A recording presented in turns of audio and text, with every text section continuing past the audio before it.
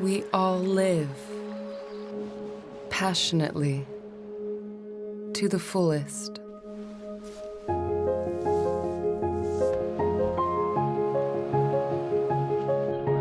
In a world overflowing with information,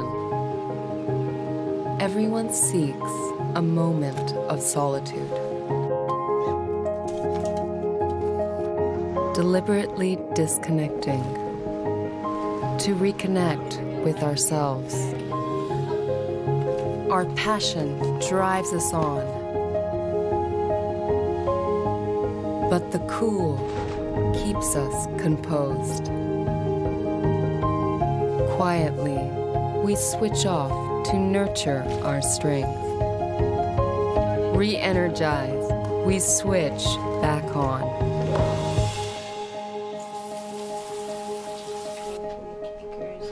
After a day of hard work, unwind, relax, ready for a new day.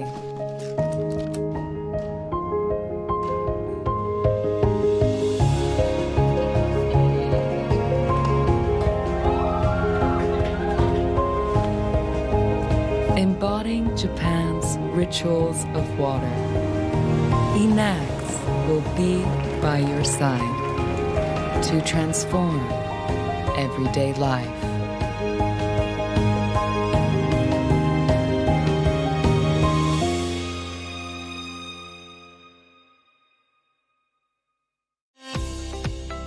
The way we live is changing. Our smarter, more connected world is shaping the environments we work, play, learn, relax, commute, and explore in. Our living spaces. At Lixil, we understand living spaces like no one else. We're the global leader in housing and building materials, products and services. From the tiniest details to the grandest designs, inside and out, we're working to create the future of good living for everyone, everywhere. We do this through a forward-thinking approach we call living technology. Living technology means human-centric innovation, using unique methods to find out what people really need. It means sharing insights across our global community of experts so we can drive the world forward together. Whether we're perfecting the touchless tap or shaping skylines with Frank Gehry and Kengo Kuma, living technology means design that doesn't just look beautiful, but works intelligently too. Like our revolutionary aqua ceramic technology that keeps toilets sparkling clean for 100 years. It means reliable quality. From materials, to processes, to solutions. And living technology means caring about people and the planet we all call home. With inventions like the world's most insulating window and our life-saving Sato toilet, we're building a better future responsibly, making good living a reality for everyone, everywhere. From our roots in Japan, Lixil has grown into an amazing 80,000-strong family with global brands in over 150 countries. Our products and services are used by more than 1 billion people worldwide every day. Together, our incredible network of people, ideas, and technologies are creating the future of living spaces. Together, we are Lixil, the link to good living. What makes a good design? Is it about how it looks? How it makes you feel? We believe that good design has to be purposeful. It touches and transforms lives. Purposeful designs that underscore hygiene at the core. Tangible benefits beyond the visible. Our passion when pioneering bathroom innovations. Making bathrooms safer, better, and cleaner for all. Purposeful designs that deliver great comfort. The true test of which can be felt. We understand how bathrooms are sanctuaries for families to refresh and have some splashing good fun. Purposeful designs that speak of thoughtful details. Conveniences that are ergonomic and intuitive. It is up to your imagination to explore the possibilities. Together, dreams can be made a reality. Being purposeful guides us, relentless in improving, like how we have done for the past 140 years. Because being purposeful is not a goal, it's life. It's making lives better for everyone.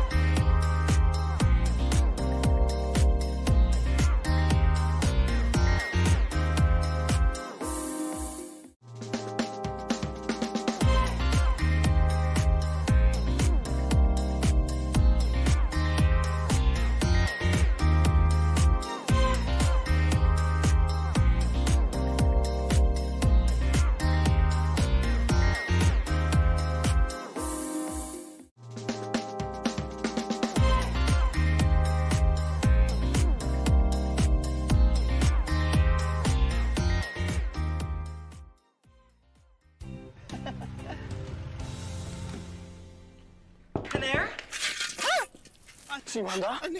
Ha? No? Ay! Magtalo ka! Ano? Bakit? Bakit? Ener?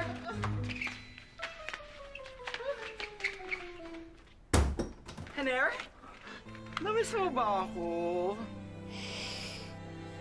Bakit ang may girl, Lalo? May number 2 ka. Wala, Han. Wala akong number 2. Number 2?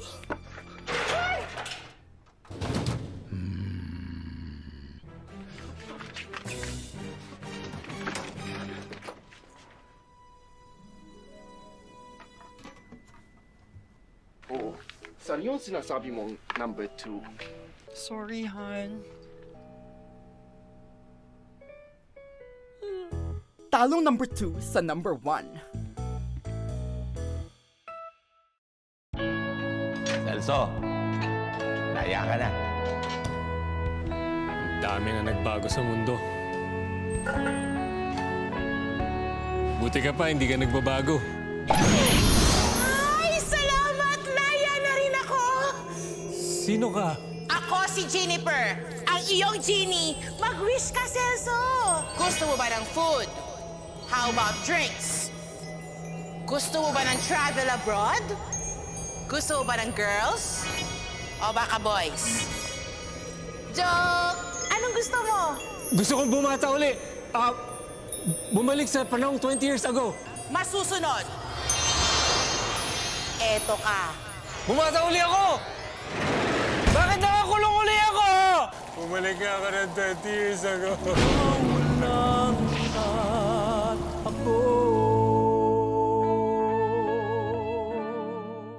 Voice and Bug Off is a new water-based anti-insect paint scientifically proven to kill disease-causing insects. When insects get in contact with the painted surface, the inert microscopic crystals set in the paint's layer attack the nervous system of insects, while humans remain unharmed. Voice and Bug Off is safe for humans. It's non-toxic and non-invasive, each coat lasting up to 2 years. Voice and Bug Off.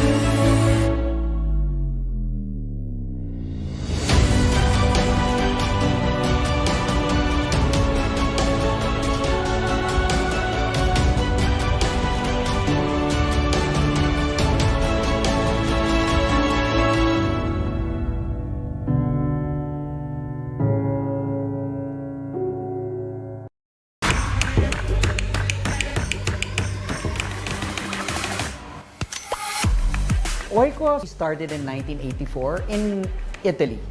First thing they had in mind was to create an industrial product that's sustainable and healthy for the environment.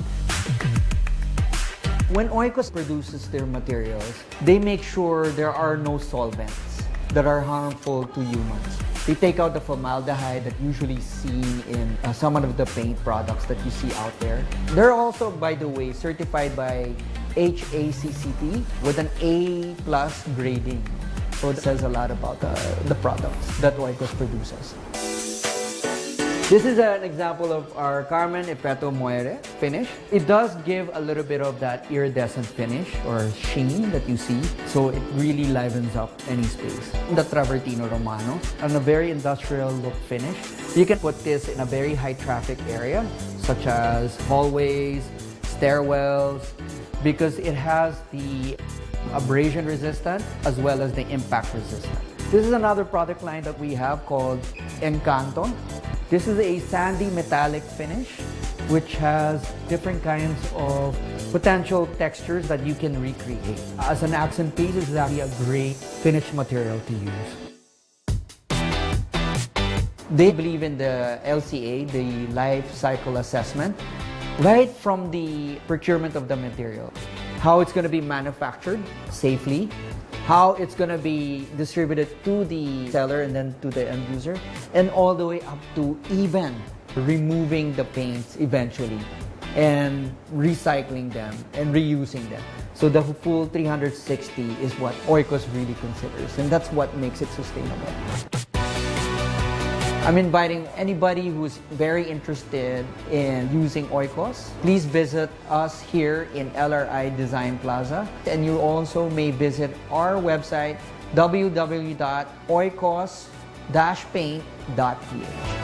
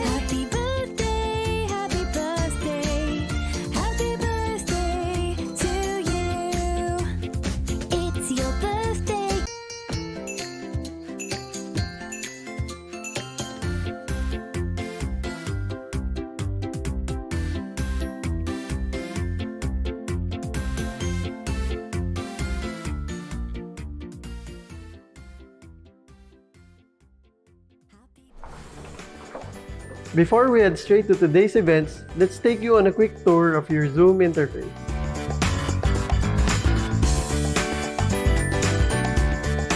On the lower left corner of your screen, you will see a microphone icon. Make sure that it's always on mute. However, you may unmute it once it is allowed by the host during the Q&A segment. Next to it is the video icon, which you can click to turn your camera on or off. Note that you must keep your cameras on, especially on group photos. If you must turn your videos off during the sessions, make sure that your profile photo is a clean and decent photo of you. The participants icon allows you to see the list of all participants in your assigned Zoom room. If you must send messages to co-participants, click the chat icon. Select Send to Everyone if you'd like to message them in public, or send a private message by clicking the name of the person you want to send a direct message to. Lastly, you may click the reaction button, which allows you to display reactions like applause, thumbs up, or love. Now that you know your Zoom interface, let us now proceed to the online event guidelines. To avoid any inconvenience during the program, please take note of the following reminders. Use only the official virtual background. Make sure that you are using a device that supports Zoom application in a well-lit and quiet room, free from distractions. For a seamless online experience, it is ideal to have an internet connection not lower than 10 Mbps. Make sure that your camera is working, and don't forget to smile. It is advisable to check your audio, video, and mic beforehand. In the unlikely event that you get disconnected, just click the event link again to re-enter. Again, make sure that your microphone is muted throughout the event, unless you are prompted or allowed to speak. This is it, the moment we've all been waiting for. Let's gear up and enjoy the rest of the event. I am Ray Luzariaga. And I'm Sofia Eusebio. Welcome to UAP Makati Chapter.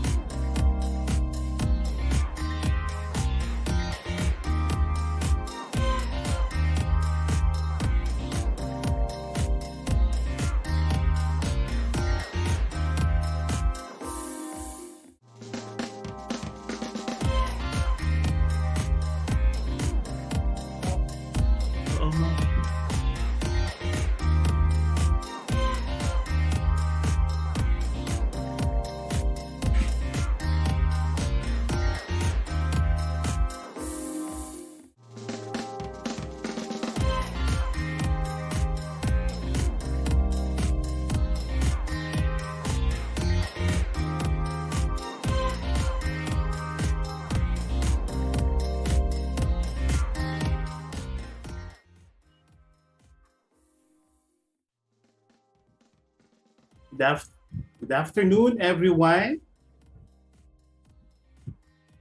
Good afternoon or good evening? It's good evening. Good evening, everyone, and welcome to United Architects of the Philippines Makati Chapter 5th General Membership Meeting with the theme Architecture of Power in the Modern Era by Architect Gerard A. Lico, together with Architect Daniel Lichauco as our moderator. This is very interesting topic for tonight's event with a total 1 CPD point. Yeah, okay. But wait, there's more. Besides the CBD point that each participant will be getting, I am sure that everyone is looking forward to new learnings and insights from our speakers. Plus, exciting prizes will be given away by our sponsors, Lixil. So make sure to stay with us until the end of the program. Now, to start the event, may we request everyone to pause for a moment for invocation, followed by the national anthem, UAP hymn, and the UAP credo.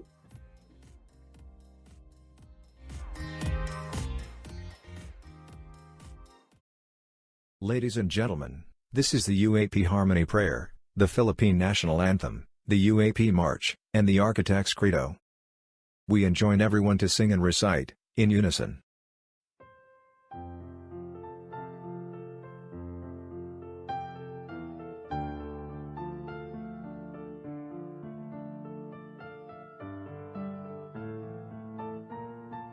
O Lord, we cry for peace.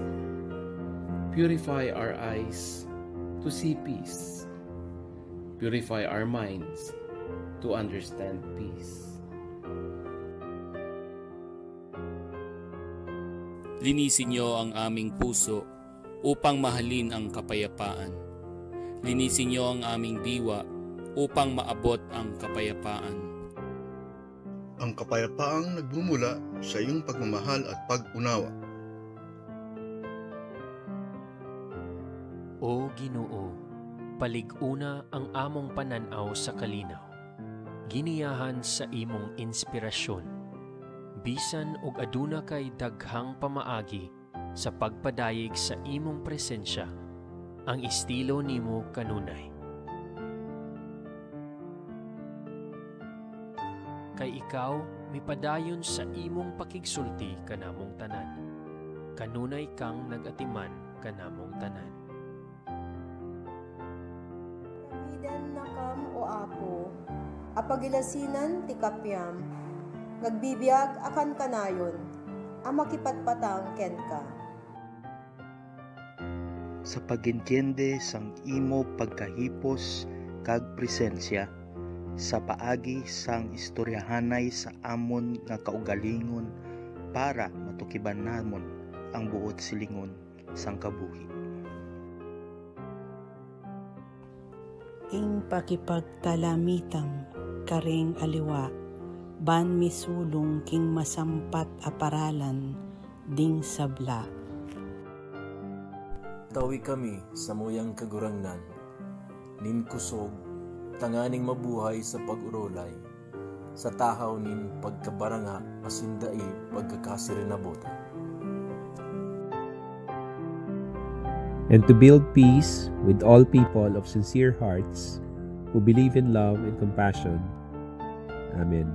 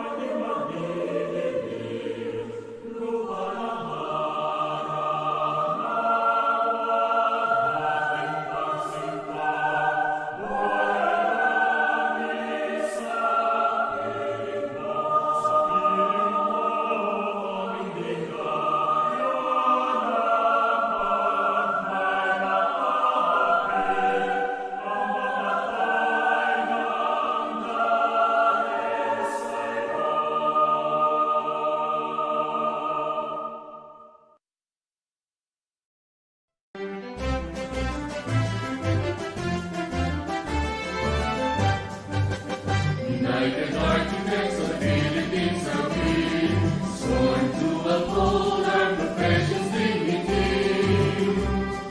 Ours is to create, to design and plan, build a shelter for the family of man. As architects we build with artistry and vision, with humble hearts of vision and with dedication.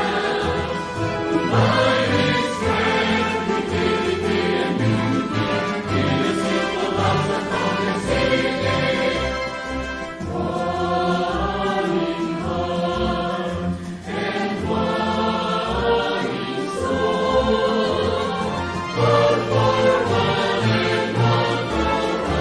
These architects are the symbols of greatness, loyal to the UAP.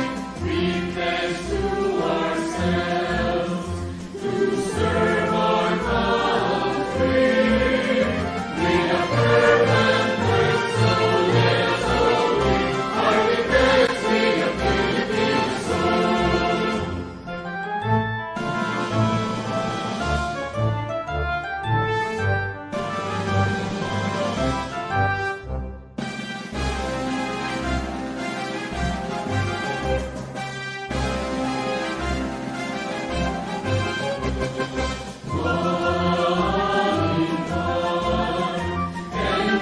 fervent work. So let us all be architects with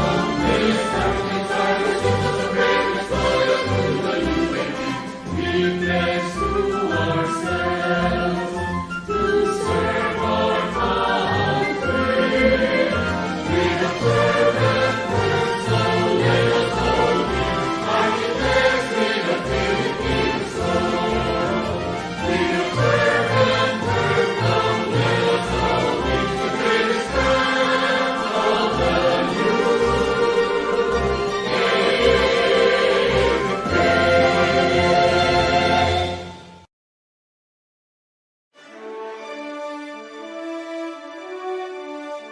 I shall work with this general objective, that I am accountable to God, to Mother Earth, to my country, to my fellow men, and to myself.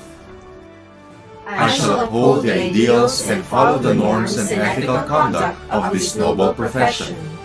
I shall pursue moral and professional excellence to the utmost level of integrity, through industrious dedication and meaningful application to my work, that merits a reputation for quality of services, worthy of fair remuneration. I shall pledge myself to the highest standard of professionalism in relation to clients, colleagues, industry partners, and society. I shall dedicate myself to the pursuit of creative endeavor towards the goal of enlightened art and science, generously sharing it. I shall respect the rights and works of my colleagues in the profession and confine my comments to constructive intents. I shall endeavor to do my duty in the protection of our common environment and the preservation of architectural heritage for the sake of the present and future generations. So help me God.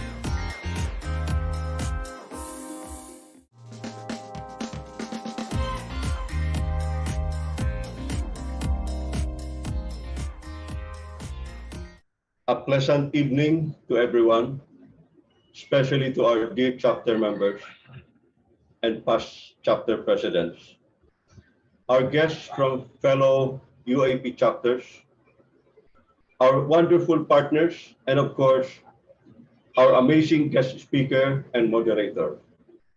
Isang maligayang bati sa mga may kaarawan sa buwan ng Pebrero. Isa na ang special sa atin, mahal na Architect Bobby Manyosa and Architect Rick De La Rosa. Happy birthday! Welcome to UAP Makati's 5th GMM. With Omicron being categorized as not as severe and acute, but rather as fast spreader. Still, as vigilance from lurking danger of future COVID variant. We're also hopeful and praying this national election campaign will not be spreading critically. With that, our theme for this talk is architecture in the modern era. We're all excited to have us today a very special guest speaker, architect Gerard Dico, who will share his lecture on design on the effects of COVID. His Makati chapter's favorite guest, a parokiano. Our desire is for us to have meaningful conversations and develop a positive outlook for our profession. So without further delay, please allow me to officially open the 5th Arquivivo GMM of UAP Makati. Diyos mahalos, viva arkitektura!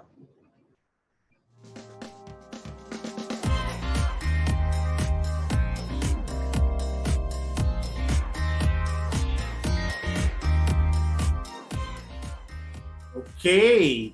Thank you, Architect Titus, for the warm welcoming and for officiating the start of our 5th General Membership meeting.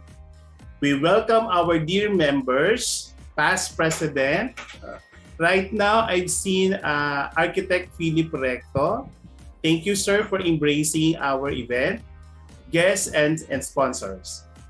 Another milestone for our chapter, we would like to congratulate our very own architect Daniel Lichauco, FUAP, and architect Dominic Galicia, FUAP, for the successful elevation to UAP College of Fellows.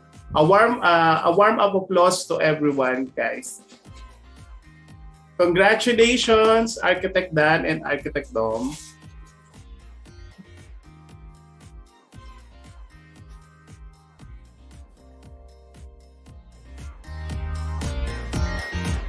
Again,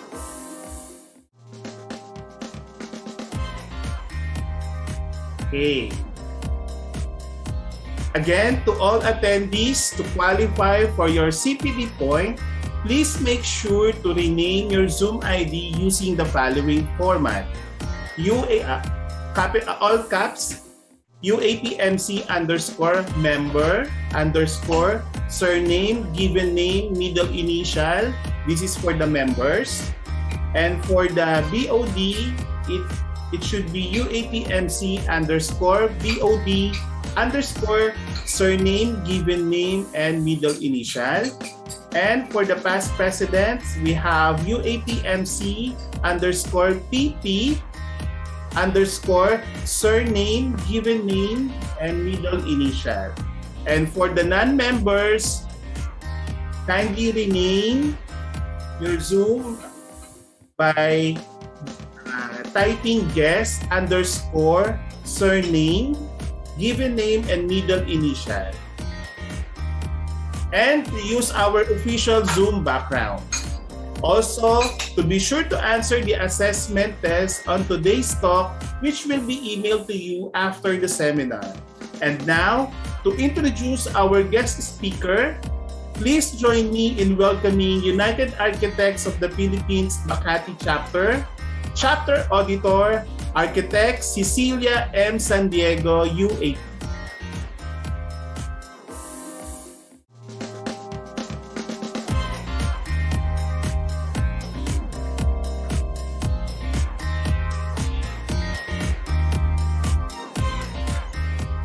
Thank you, Lito, and good evening, everyone. Our guest speaker for tonight finished his bachelor's degree in architecture at the University of the Philippines in Diliman, where he also earned his Master of Arts in Art History and his PhD in Philippine Studies.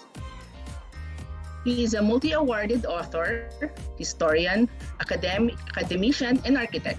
His works promote and expand the reach of architectural and historical discourse, intersecting traditional and novel methods of historiography and location within a vast web of interrelated fields in arts, culture, and design. Intent on popularizing Philippine history, culture, and architecture, his work centers on the 20th century, reflecting his diverse interests in art, architecture, fashion, cinema, and history, engaging the public through a multitude of platforms: conservation works, books, articles, documentary films, digital media, and exhibits. His scholarly work promotes a transdisciplinary analysis of architectural history, departing from the traditional notion that the historiography in Philippine architecture is a mere parade of stylistic canons and valorization of its masters. These movements are complex, discursive webs which implicate asymmetric power relations and serves as an arena of contrasting ideologies. His dissertation in Philippine Studies, entitled Building the Imperial Imagination, The Politics of American Colonial Urbanism and Architecture in Manila, analyzes the systematic colonial power inscribed in the urbanism and architecture of American colonial period from 1898 to 1934. The study investigates how the colonial urban space was re-engineered and transformed into a sanitized, ordered, regulated domain so structured as to enhance the administration of the colonial domain along the grids of power, medical science, and techno-cosmopolitan. One of his most celebrated works, Edifice Complex, Power, Myth, and Marcos State Architecture, looks at the larger political context of the CCP complex and other Marcos period infrastructure, departing from traditional forms of architectural inquiry. He provides a historical narrative and architectural criticism of the buildings, situating them within the context of the prevailing structures of power that relied on foreign funding and was co-opted by the likes of Locsin, Manyosa, and Formoso. He has been a faculty member at the University of the Philippines College of Architecture since the year 2000 and has served as university architect from 2006 to 2014. As an architect, he has risen to the top of the field in heritage conservation, undertaking the protection, conservation, restoration, and/or rehabilitation of several important heritage sites and structures, namely the Rizal Memorial Coliseum, the Metropolitan Theater, UNESCO World Heritage Sites in the Philippines, the Law and Education Buildings in UP Diliman, the Pio Valenzuela Museum, and the Arcong Bato of Valenzuela City, among others. Ladies and gentlemen, our guest speaker for tonight, Architect Gerard A. Lico, PhD.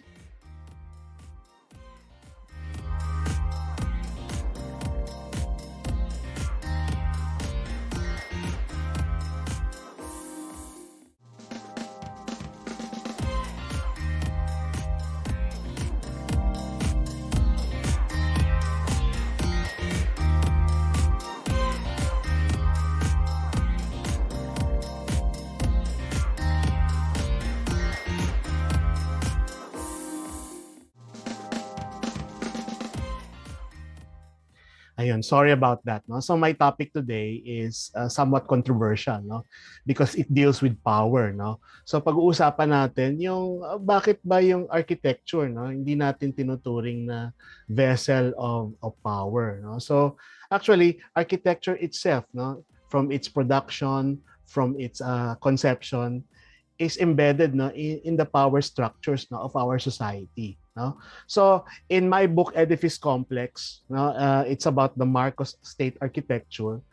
Ang sinabi ko doon, architecture can never be neutral, no, because architecture itself is involved, no, in the politics, no, in an ideology. No? So paano natin nasabing may power yung architecture, no? So may mga theories na pinuput forward na may concept tayo ng panopticon, no? Yung panopticon kasi sabi nila yung pag-inflict or pag-express ng power, no? Hindi na kailangan ng violence. So sabi nila, ang modern exercise of power can be achieved through the manipulation of space, no? And one example would be the panopticon, no? The panopticon model. Ano ba yung panopticon? No? So yung panopticon, it's an institutional building. It's actually a prison, no? Wherein there is a cylindrical, no? A cylindrical watchtower at the center, no? So in the encircling that tower is a series, no, of multi-level prison cells, no?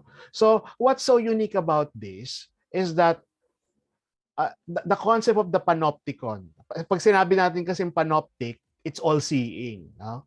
So ang ibig sabihin, yung knowledge that there's someone observing you, you act for in self-regulation, no? So it's a very easy concept, no? Isipin niyo lang na bawat prisoner dito, no, would exercise self-discipline and self-regulation because he always assume that there's someone watching him, no, dun sa tower, whether or not may tao talaga dun o wala.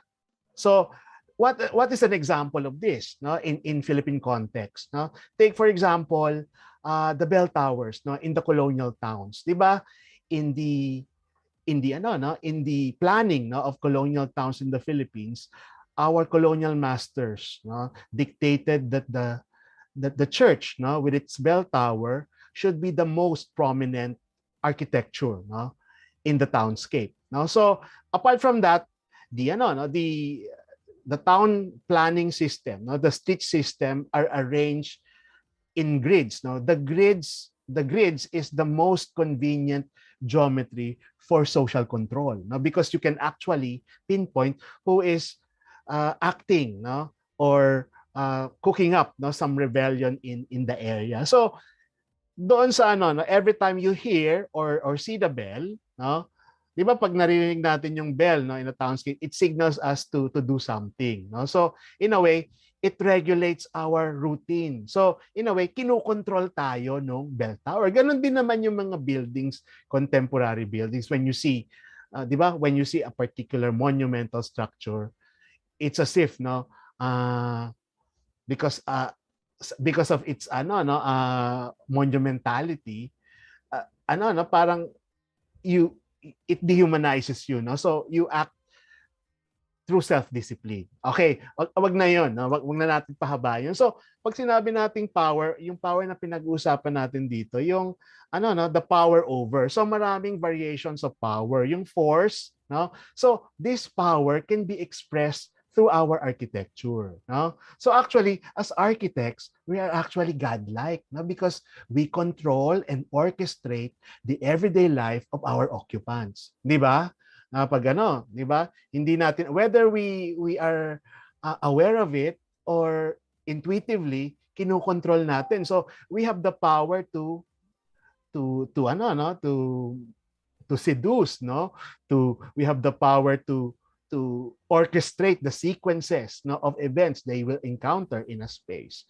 So ultimately, as architects, talagang we orchestrate yung everyday life. So may maraming variations of power, no? Yung force is the undisguised exertion of power, no? So which gives the subject no choice but to comply, no? For example, ito yung mga buildings na nagsisegregate, halimbawa yung mga gated community. So hindi ka papasukin sa gated community if you do not comply to a particular set of decorum, o kaya pupunta ka sa no? So may mga walls. So sa intramuros, for example, nung unang panahon, hindi ka basta-basta pwede makapasok diyan. You have to have a particular social rank in order to enter, no? So partitions, walls, boundaries, door, fences, and security paraphernalia which preclude access of bodies are obvious manifestation of spatial reinforcement. So yung coercion naman uses the threat of force to obtain compliance from the subject, no? So sometimes it is conducted in the guise of voluntarism. For example, architectural program, no?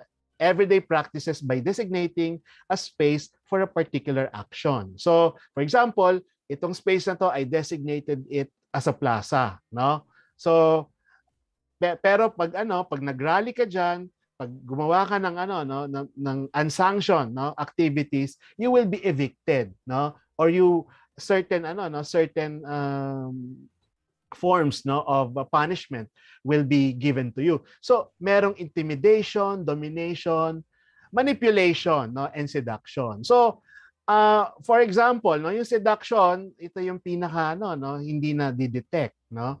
So, ito acts on the desire. So, for example, inside the mall, mall as an architectural form is highly seductive, no? So, yung sa mall, ang objective ng architect diyan is the more time, walain ka, iwawalain ka sa spaces, tapos ibubombard ka ng images of consumption. So yung mga desires mo will be triggered, and your yung impulse buying mechanism mo will be triggered kasi wawalain ka deliberately sa space. In order for you to navigate and have a bearing on that space, you have to consume, no? 'Di ba? So, papapansin nyo, iba't iba ang technique, no? Halimbawa ng ng SMs. Ang SM up down, right left lang 'yan through the atrium. Samantalang ang mga Ayala mo, so 'di ba Ayala mo lagi kayong nawawala diyan, no? Totoo ba? Lagi kayo nawawala sa Ayala mo? Kasi deliberate yun, no? Kasi the more time you spend in that retail space, the more likely you will buy and consume. No? So, so manipulation naman, sige, wag na. Masyado na tayong madaming So, ang i-focus ko dito, how power is translated to a particular time period, no? Makikita natin how architecture was co-opted to serve a form of legitimation, no? So, doon sa libro ko na Edifice Complex, Power, Myth, and Marcos State Architecture, dinefine ko yung edifice complex as a syndrome which plagues an individual, nation, or corporate institution with an obsession and compulsion to build grand and monumental edifices, no? As a hallmark of greatness, as a signifier of prosperity, as a conveyor of individual status, or a projection of corporate power, no? So, yung edifice complex, ito yung almost you use architecture to project, no, your power, whether corporate, institutional, or even authoritarian power. No, we saw that, no, during the Marcos regime. By the way, no, I had an exhibition, no, Building Modernity, in 2004 at the National Museum, in which I traced how modernity, no, was expressed, no, through different buildings throughout the 20th century. And we found out, no, that in a particular period in time, yung architecture became, no, particularly modern architecture became a means of propaganda, no, to hide, ginagamit siya as a facade to hide, no, the violence, no, and the corruption, no, lurking behind the regime, no. Pero hindi ko sasabihin kung anong regime 'yon, no?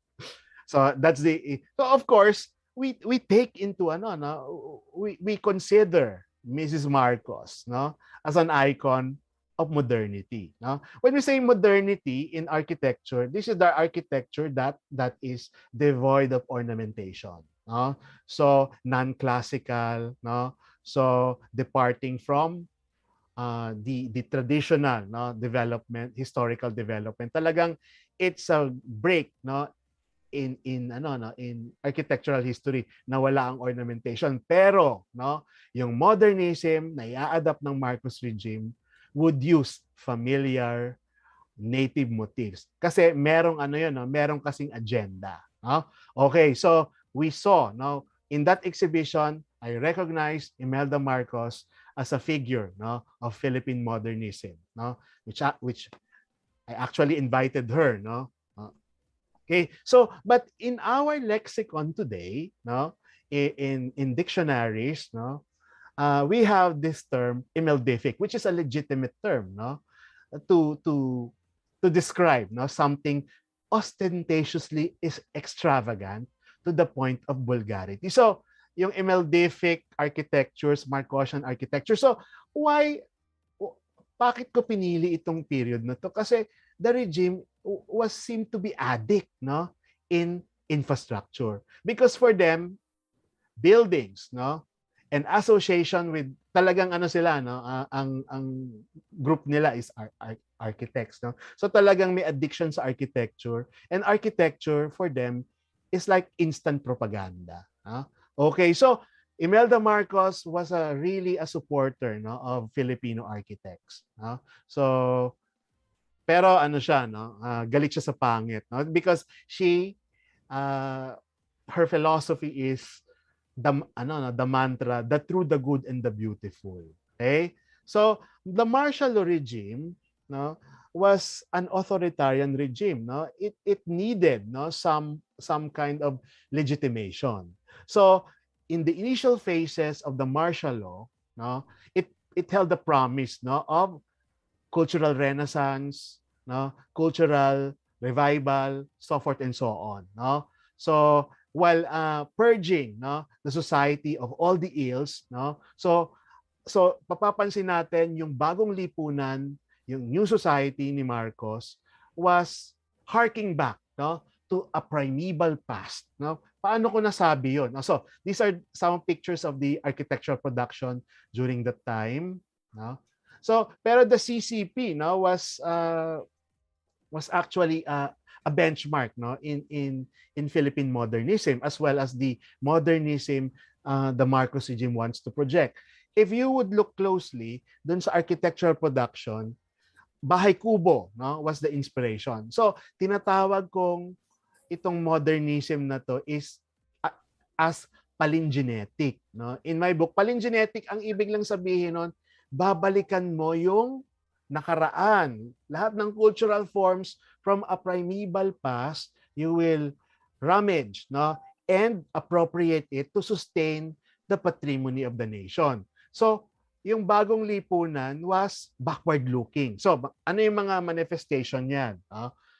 First, yung binalik yung Baranganic democracy. So, Baranganic, yung Bahay Kubo was the architectural archetype, So, yung malakas and maganda, Okay? So, buildings, during this period were likened to be gifts, to be dispensed to the people, And it is a wonder, because ang mga buildings na napoproduce noon talagang expression of how the government was able to mobilize its resources at the shortest possible period, So talagang for example, itong Folk Arts Theater, just to host the Miss Universe pageant was produced within 66 days, not 90 days, 66 using yung talagang inaral lahat ng component, prefabricated, measured against the tallest overpass in Manila.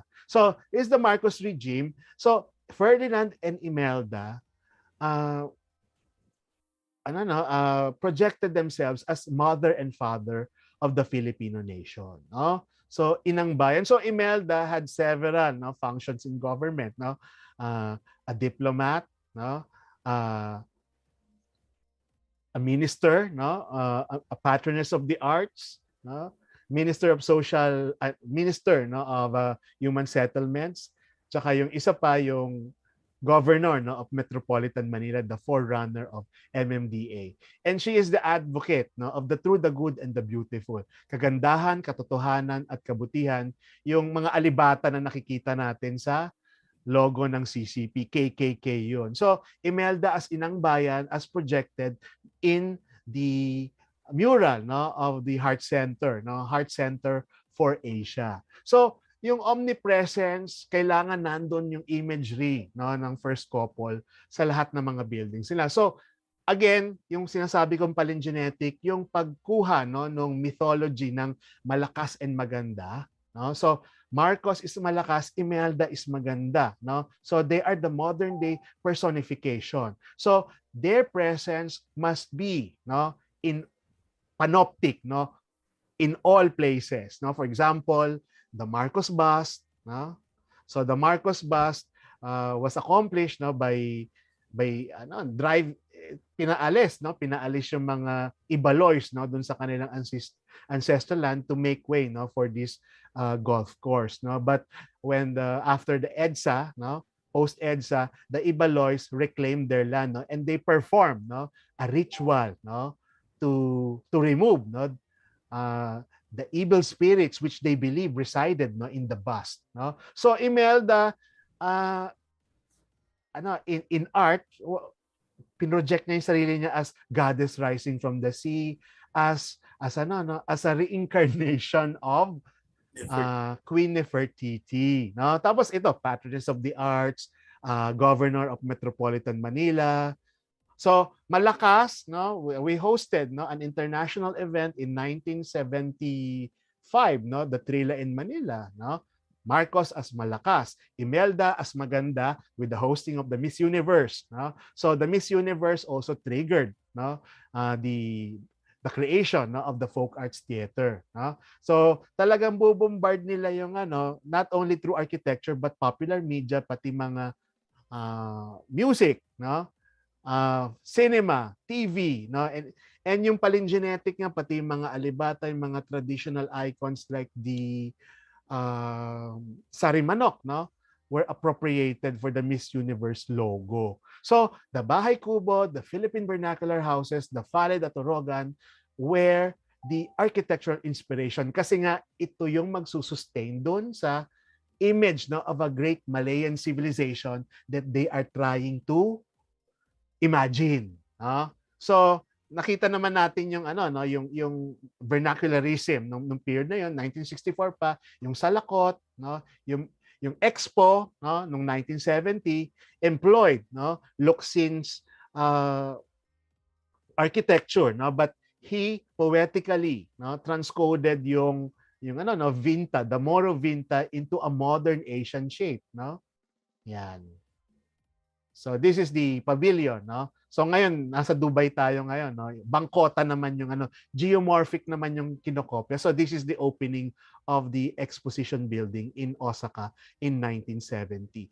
By the way, did you know that Leandro Locsin originally designed the CCP not for the reclaimed land but as a Philippine American Cultural Center, no, in 1961 to be sited in Quezon City. So Imelda Marcos now was so impressed with the beautiful architecture of Leandro Locsin that after, no, they won, no, the election in 1965, talagang naging pet project ni Imelda Marcos to create the cultural center dyan sa may Rojas Boulevard. And tignan nyo, mapapansin nyo, wala yung elevated ramp dun sa original. It was expanded lang, no, to based on the program, no, dictated by Mrs. Marcos. So this is the original rendering, no, of the Philippine American Cultural Center. So this is the laying of the cornerstone. So this is the original master plan. So the amphitheater, we have an amphitheater, a modern art complex at the back, no. Okay?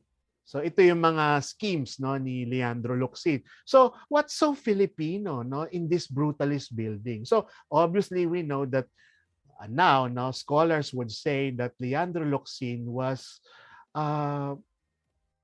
poetically, no, transcoding, no, the buoyant properties of the Bahay Kubo, no, by using cantilevered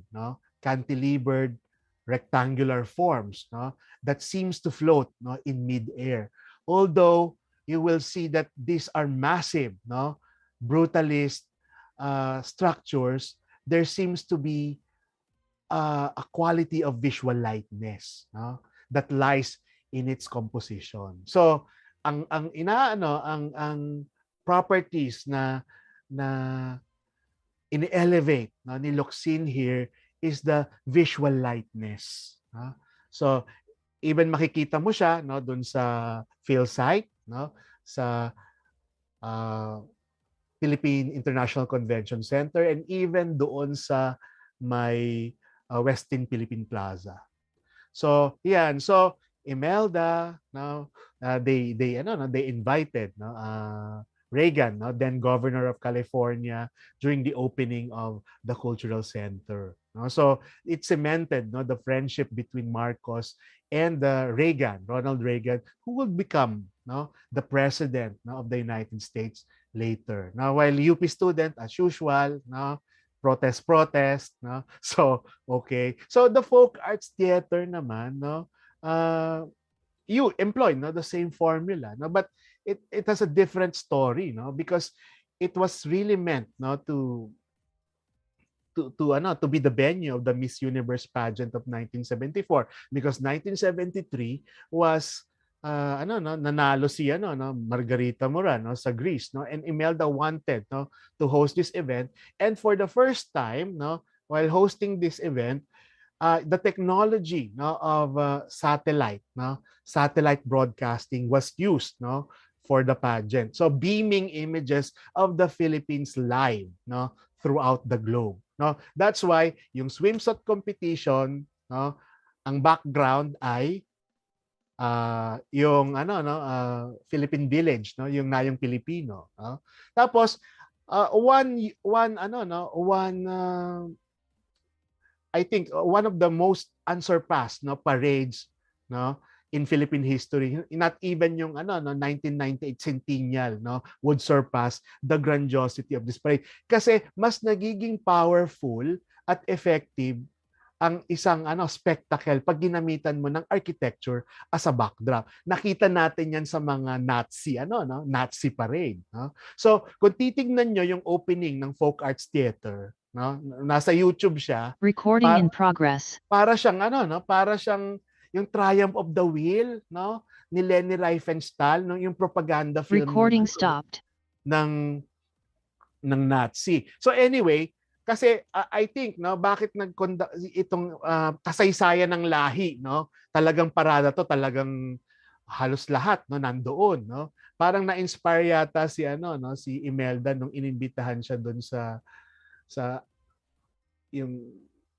Iran, no, sa Iran nila nung anniversary ng Iran. Anyway, nawawala na tayo sa Ayan, so they invited, no. So parang merong simulacra of royalty. They invited, no, mga royalties from Europe, no, yung mga minor royalties, para magkaroon ng mantle of monarchical power, no. So the Philippine International Convention Center likewise was produced because Imelda wanted, no, to host, no, the IMF World Bank Conference of 1976. Usually, this building of this magnitude would be finished 3 to 5 years, no? But I think this was done less than a year, no? This complex. This is the state of the art, no? Again by Locsin. So this is the interior, no? So makikita natin yung still the the formula of Locsin. By the way, kung makikita natin sa history of Philippine architecture, yung Marcos regime lang yung very identifiable yung architecture. No, talagang siya, well orchestrated, well studied, no? And because nga, 'di ba merong mantra, no, merong philosophy, no? Yung isang bansa, isang diwa, no? So, ang objective talaga nito is that we have a unitary, singular architectural image, no, that would consolidate our disparate cultural ethnicities. Kasi ang Pilipinas naman hindi monolithic ang kultura, no? You have to have an architecture that will consolidate the loyalties and identities of the people. Kaya isang bansa, isang diwa, parang one nation, one soul, one architectural style. And Locsin provided the architectural style, which is brutalist. But later on, no, in the latter part, no, of the Marcos regime, it will embrace neo-vernacular forms, no, via the works of Locsin. So these are some of the images. So PhilSite naman was the forum for the Filipino enterprise. So maraming maraming may mga maririnig kang classical forum, Agora, no, Parthenon, 'di ba yung CCP Parthenon of Culture and Arts, no, yung Film Center, no. So 1976, 1976 was a construction boom, in the Philippines, because nga of our hosting of the IMF World Bank Conference.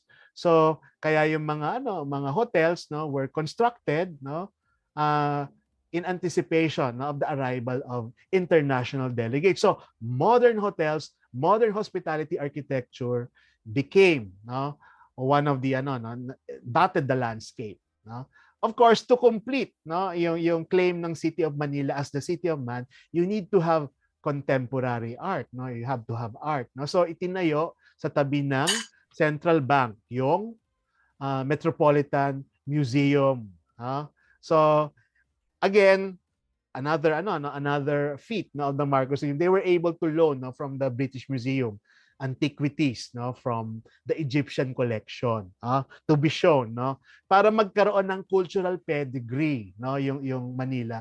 So when we say imeldific, pag may mga international events, nawawala yung mga beggars, and 'di ba? At tapos pumuputi yung mga walls, 'di ba? Nawa-whitewash yung mga squatters, Because for Imelda, the squatters are the anathema, An anathema of modernity, She wanted to project internationally because for them, using modern architecture was a way to project modern progress, and Ferdinand Marcos in this way would be hailed as the leader, of the third world. Okay? So, yung field trade naman, ginawa in a matter of 7 days, So, talagang prefabricated yung component, This was done, for the UNCTAD 5, in 1979. So, up to this day, nandun pa rin yung nandun pa rin yung field trade. So, one of the magical, Imelda Marcos, whether we like it or not, she's a dreamer, she's a cultural icon. She was able to consolidate, miniature villages, of the Philippines in one location. So this is the Nayong Pilipino, wherein architects, important architects, Gabriel Formoso, Locsin, Nakpil, among others, and the landscape architect of IP Santos, they were all conscripted, to produce this miniature version of the Philippines. So she was like, this is the first cultural theme park in Southeast Asia, So Queen Sirikit and Madame Suharto, when they saw this, they created their own version in their own respective countries. So these are some of the buildings, So na-compress na yung Tapos of course, when you have international delegates, you have to have a modern airport. So it's a total infrastructure. So another unique building that we see in Luneta is a combination of art and science, the planetarium and concert at the park. So one of the preoccupation of Imelda Marcos was beautification of Luneta. Tapos, of course, the creation of museums, the Museum of Philippine Traditional Culture, even the mannequins would look Filipino. So look at the mannequin, and she had this fascination of reviving the Barot Saya, so the Museum of Traditional Philippine Cultures, at saka yung museum ng terno, So nakita nyo to, Look at the mannequins, Diba? Look at the likeness. So the beautification of Luneta was also her preoccupation. Whether we like it or not, Imelda Marcos also steered the conservation movement in the Philippines in the 1970s by restoring the Paco Park, Intramuros, vegan. Kasi you have to have this heritage to sustain your patrimony as a nation. So heritage is also a political arena. So nakita natin na restore yung Intramuros. So for the longest time, Intramuros was a squatters area during the post-war years. It is only through the military intervention. So at gunpoint, in-escort lahat ng mga squatters out of Intramuros so that Intramuros could be restored, no? And we have, no, yung itong ano, no, ano to, this is the Santo Niño Shrine, no, in Tacloban, no? So Metropolitan Theater, no, Metropolitan Theater was also a product. So ang characteristic ng Marcosian architecture ng edifice complex is that it happened so fast, no? 24 hours ang ano, no, ang construction, no, duration, no? Mabilis na mabilis. I believe, no, itong Metropolitan Theater was restored, no, in a matter of 4 months, no, to be finished, no, December of 1978, so that Governor Imelda Marcos would have a symbolic aguinaldo to the people, no, the citizens of Manila. So when I was doing the Metropolitan Theater, talagang she did how do I say it? Yung mga nilagay doon pinagtatanggal namin, no. We demolished, no, some of the addition, no, because it's doing more harm than good dun sa building, no. And some of talagang fast, talagang tinapalan yung mural instead of yung ano doon, bas relief doon sa proscenium, talagang tinapalan na lang para mabilis may open yung building. So, yan. This is the opening of again, pati yung production, talagang pre-colonial, no? This is the program, no? So, again, Imelda Marcos went to the US and she wanted to have, no? Nakita niya yung Houston Medical Center and she was inspired to create, no, the so-called designer hospitals. Now, when we say designer hospitals, these are hospitals dedicated to a particular organ of the body, no? And this was located in Quezon City, di ba? We have the Heart Center, no, for Asia, Lung Center, Blood and Brain, at saka Lungsod Kabataan nandun din, no? And mind you, the Philippine Heart Center, no, was inaugurated. So meron ding konting humor, no, yung regime. So the Philippine Heart Center for Asia, no, because for Imelda Marcos, para sa mga neighboring Asian countries din tong heart center because state of the art yung technology when it comes to heart disease. So this was designed by George Ramos, no. So yung plano niyan parang heart may mga ventricles, no. So pero may konting humor, no. So Imelda Marcos wanted to inaugurate this building on February 14, no. February 4. Makikita niyo uli sa YouTube yung inauguration nito. So, may mga helicopters na pink, no? Painted in pink na throwing pink confettis. Pero ngayon, pag pink, iba na ang association, di ba? So, pero noon, ng Marcos regime, pink was, Marcosian, no? Okay. Even si, Princess Margaret was invited, no, to inaugurate the Lungsod Kabataan, no, in Quezon City. So, ang nakakatuwa dito, yung every time na may inauguration ng building, no, talagang it's scenography, no? It's urban scenography. Katatanim pa lang ng mga puno, magkakaroon ng bunga, tatalian ng bunga, tapos yung mga grass, brown, i-sprayan ng green. So yung mga ganon, these are mga imeldific, no, cosmetological intervention. So katulad niyan, katatanim lang yung halaman dito.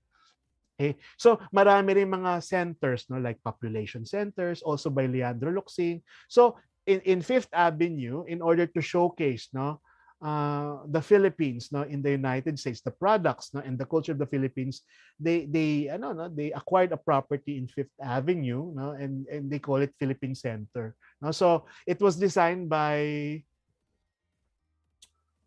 Willie Fernandez.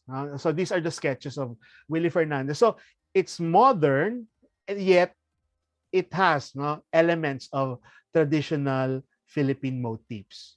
So this is the actual photograph. So ito yun. No? So Imelda Marcos, while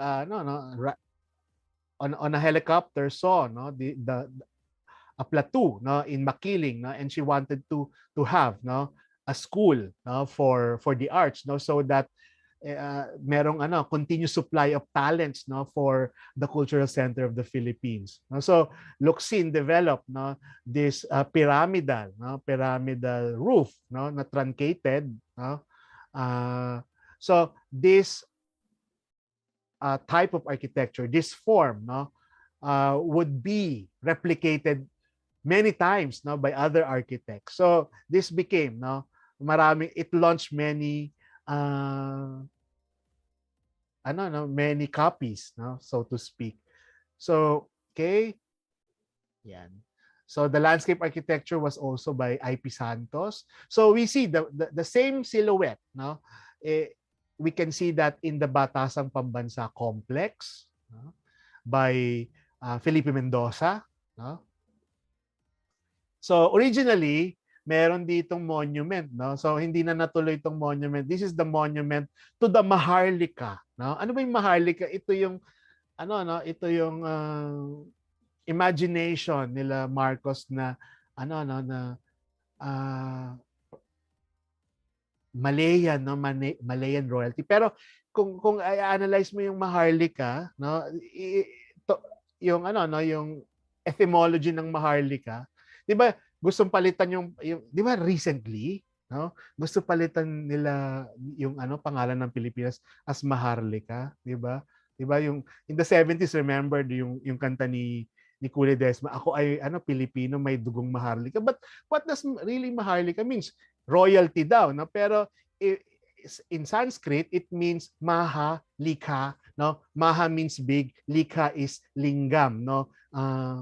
It is actually loosely translated as big penises, no? Anyway, that's another story. So this is the model, no, of Batasang Pambansa. So again, may brutalist at the same time.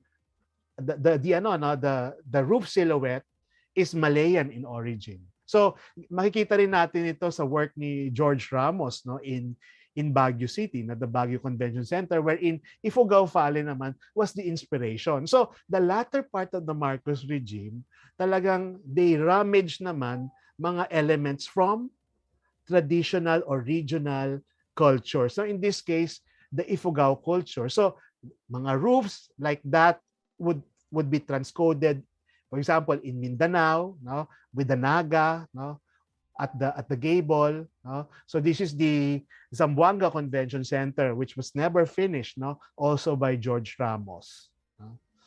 The ARMM, no, sa Zamboanga International Airport. So modernized version of the Naga, no, or the mythical serpent, no? So itong serpent dragon, yan diyan sa mga gable. Okay? So Bobby, no, Manyosa was also tasked, no, to develop different cultural centers in Mindanao, no, but having the same plan but different look, external look, no, external cladding, no. So for example, he developed cultural center. Depende kasi kung saan ilalagay. For example, these are Tiboli, Yakan, Maranao, Tausug, no, cultural centers. Iisa ang plano, iba-iba ang look, no. So we also see, no, yung Aglipayan Church, no, in Ilocos, no. So this was designed by George Ramos, no. Look at the columns, no. So actually it's a mishmash, no, of Gothic and Filipino. Look at the columns, no. So it's a coconut, no? It's a series of bundled coconut trunks. Pero the fruits, no? Look at the fruits, no? They are plastic, no? Coconut, no? You look at the lighting fixture. Also, Imelda Marcos, no, was successful in negotiating, no, with Almuammar Gaddafi, no? So she invited him, no, to come to Manila, no? And as a showcase, no, Imelda Marcos in record time, I think 3 to 4 months, completed, no, the Golden Mosque of Quiapo, no, in anticipation, no, of Almuammar Gaddafi's arrival in Manila, no? So many of the many of the elements were modernized abstraction of Maranao, no? Maranao cultural patterns, no? So minadali, no? So this is the how it looked today, no? So nagde-deteriorate na rin siya kasi minadali pala. So the mosaics are also of Ukir, no? Ukir pattern. So si Gabriel Formoso naman also designed mosque, no? The Blue Mosque, no, in Taguig. So again, Imelda, no, adopted, no, so created this Maharlika village, no, Maharlika village in Taguig, no. This was meant to house, no, the displaced Muslims, no, as yung mga biktima ng no, secessionist movement sa Mindanao at that time. So and Imelda wanted to have, no, in this complex a huge, no, an Olympic size swimming pool so that she could train the the young, no, kasi daw sila mga taga Mindanao daw ay no, magaling sa diving, pearl divers daw, so therefore iti-train niya for Olympics, no. Anyway, that's another story. So the Blue Mosque, no, it's a beautiful modern mosque, no, by Gabriel Formoso. So Luxin also designed, no, neo-vernacular, no, na medyo may pagka-cultural center of the Philippines na airport sa Davao, no? Tapos we also have, no, so makikita natin ang daming infrastructure, no, pati yung bridges, no, this bridge, no, that connects the island of Leyte and Samar is known as the Bridge of Love, no. So it was a gift, no, of Ferdinand Marcos to Imelda, no. And we also have, no, kung Megabaldon schoolhouses nung American period, meron namang bagong lipunan schoolhouses na vernacular inspired. These are some of the examples, no. So apart from that, because nga Imelda Marcos was so fascinated with architecture and alam niya yung power ng architecture, she even wrote, no, several essays about architecture. Architecture for the common man, architecture, the social art, no. And she developed, no, yung mga, di ba, when she became, no, the minister, no, of human settlement, she developed mga low-cost housing, the Bliss, no, the Kapitbahayan in a reclaimed foreshore area in dagat-dagatan. So bakit kaya naging brick yung mga niya, no, yung mga tegola niya, no? Kasi nga galing si Imelda sa no? I remember yung kwento diyan galing si Imelda sa Italy, no? Nakita niya mga GI sheets yung pinapalitan niya. Pagbalik nung yung airport, nakasakay siya sa eroplano.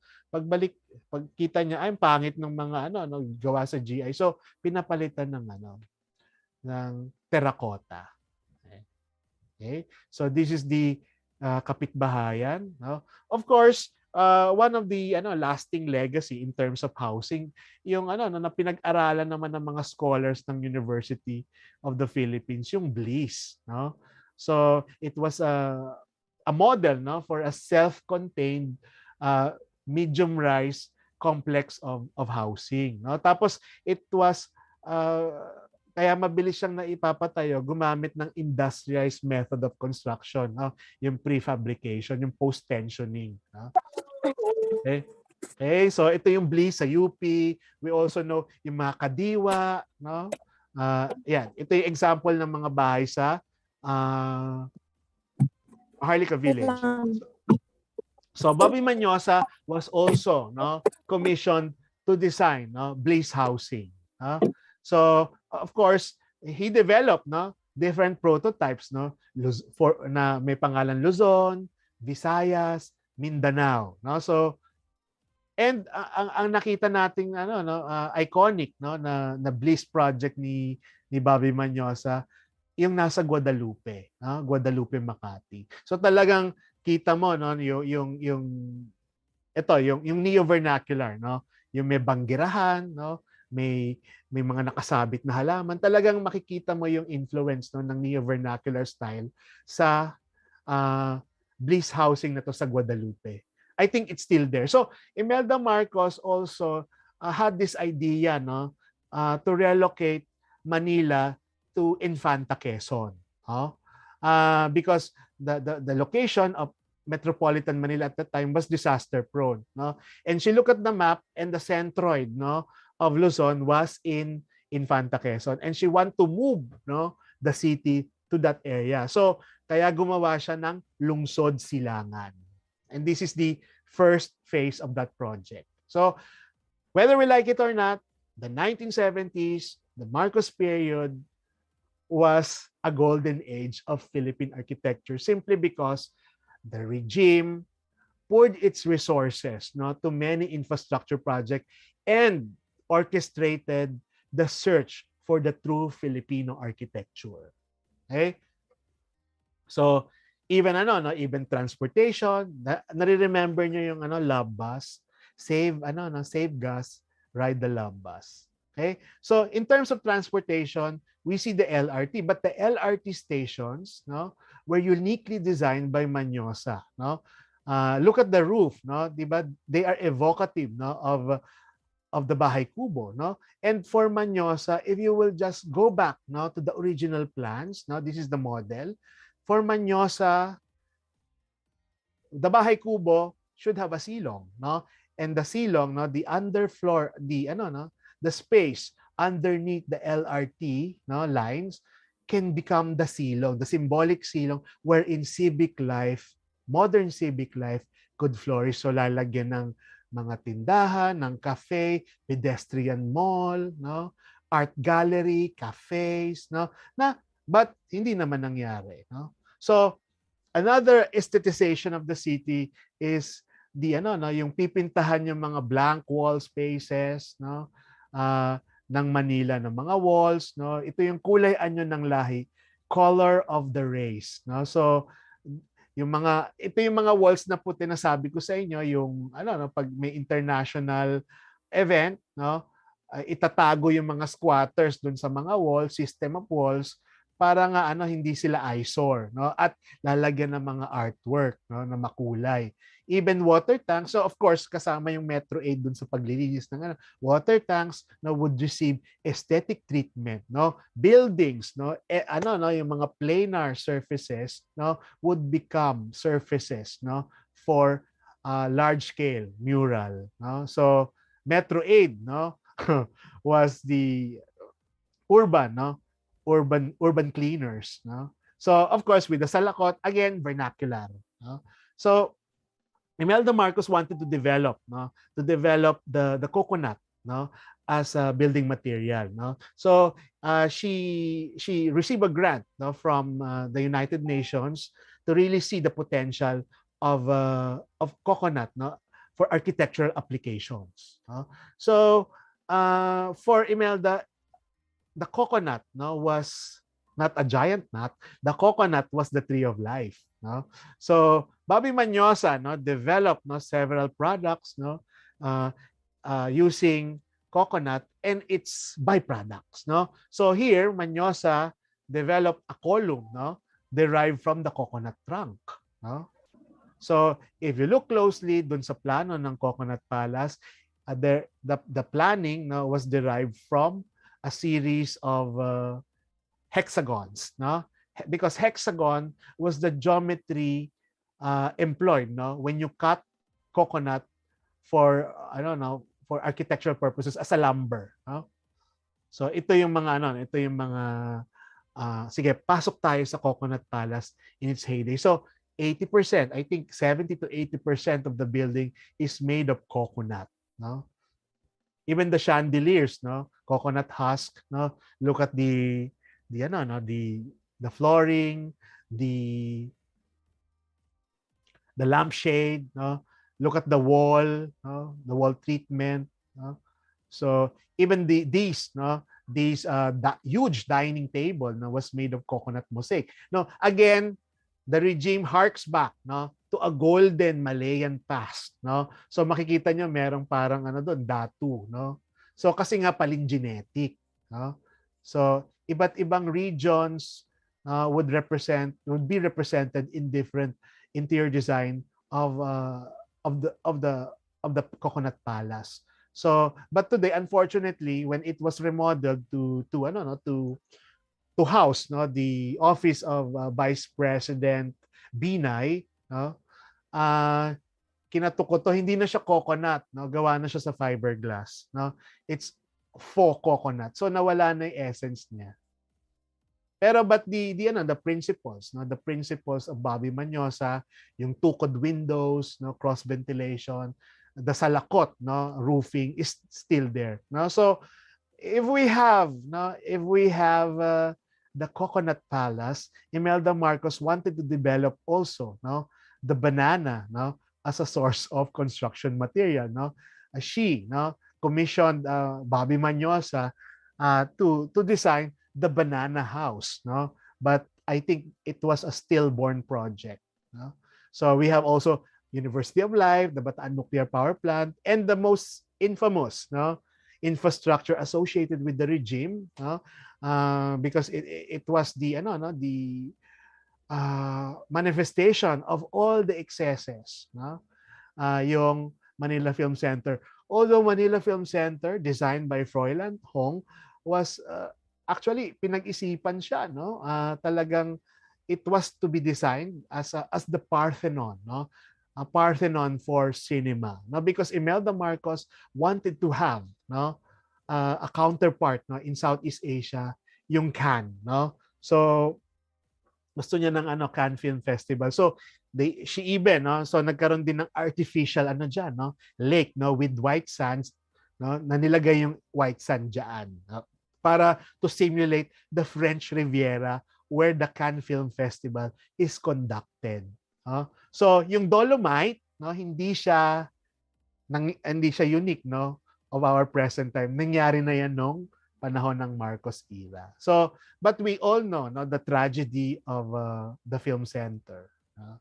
So I will not elaborate, no, but it continued, no, the construction continued, no, so that the event would run as scheduled. So these two pictures, no, depicts the power of the regime to deploy the resources, no. So this picture were taken 5 days apart, no? So talagang ang bilis, no? So sabi nga ng isang commentator, kulang na lang daw, no? Ang dami-dami daw workers, kulang na lang daw yung whip, no? Para na raw na gumagawa ng pyramid, no, of Egypt. Tapos ito, alam niyo ba na natapos yung building 15 minutes before the opening at wala siyang bubong, kinoberan lang siya ng tarpaulin. Tapos day and night, yung lahat ng fire truck ng Manila dineploy para i-pump yung tubig, no, from Manila Bay papunta dito sa humongous fountain, no, diyan sa artificial pond. So ayan, kung makikita niyo dito sa footage, tuloy-tuloy pa rin, no. Tingnan niyo, hindi pa tapos yung building, may tarpaulin lang, tuloy pa rin yung event, no. Okay? So all of this, now we see all of this infrastructural development, the power of architecture to become instant propaganda, to perpetuate the mythology of a modern nation state, no. Imelda Marcos was given an award, no. Now she was awarded as honorary architect, no, by the United Architects of the Philippines. So technically, Imelda Marcos is an architect, no. So looking at this stamp, no, na ilang inches lang, no, na pinapadala throughout, no, the world, no, di ba, pag napadala ka ng matatanggap, makikita mo yung image ni Imelda at the center of this development. So this small artifact summarizes, no, the architectural development, no, under the Marcos regime. You have the population center, the Green Revolution, CCP, Heart Center, restoration of Luneta, Dayong Pilipino, etc., etc., no. So Imelda Marcos, no, during the inauguration of the Phil site, no, she had a speech, no. So sinabi niya dun sa mga delegate, you have come to our country at the most exciting time, no, through a somewhat awkward stage, no, when we are negotiating the challenging transition from a traditional order to a progressive humanist society. This new complex of buildings, no, the CCP complex, no, erected on a land reclaimed from the sea, stands in a dramatic contrast to the slum areas that blight our city. The contrast of shrine and shanty symbolizes the shining future against our impoverished past. So, anong nakikita natin, no? Anong nakikita natin yung architecture? Anong implication nito? Kasi up to now, napaka-powerful nung narrative, no? Up to now ginagamit pa rin ng mga historical revisionists na ang Marcos regime was the golden age. Indeed, it was a golden age for architecture, but lurking behind these modern edifices are violence, no? Human rights transgression, no? And other things that we need not know, no? So with that, at tatanungin ko kayo, no, bakit hindi naman natin gino-glorify, no, through this lecture yung Marcos regime, but we are showing here that no other regime, no, employed the power of architecture, no, than the Marcos regime. Of course, we see parallelisms today, no, through the BBB, no, di ba? Build, no, project. But the build, project have no philosophical trajectory. Yung like isang bansa, isang diwa. Walang ganon, no? It's all about big infrastructure, big ticket, no, projects, no. Yun. So nakita natin talagang architecture, no, huge infra project are instant propaganda. So because it bombards our everyday existence and we become, no, when we look at them, it solicit, no, some form of subservience and obedience to whoever sponsored that building. With that, maraming salamat. I hope you learned something tonight. Thank you.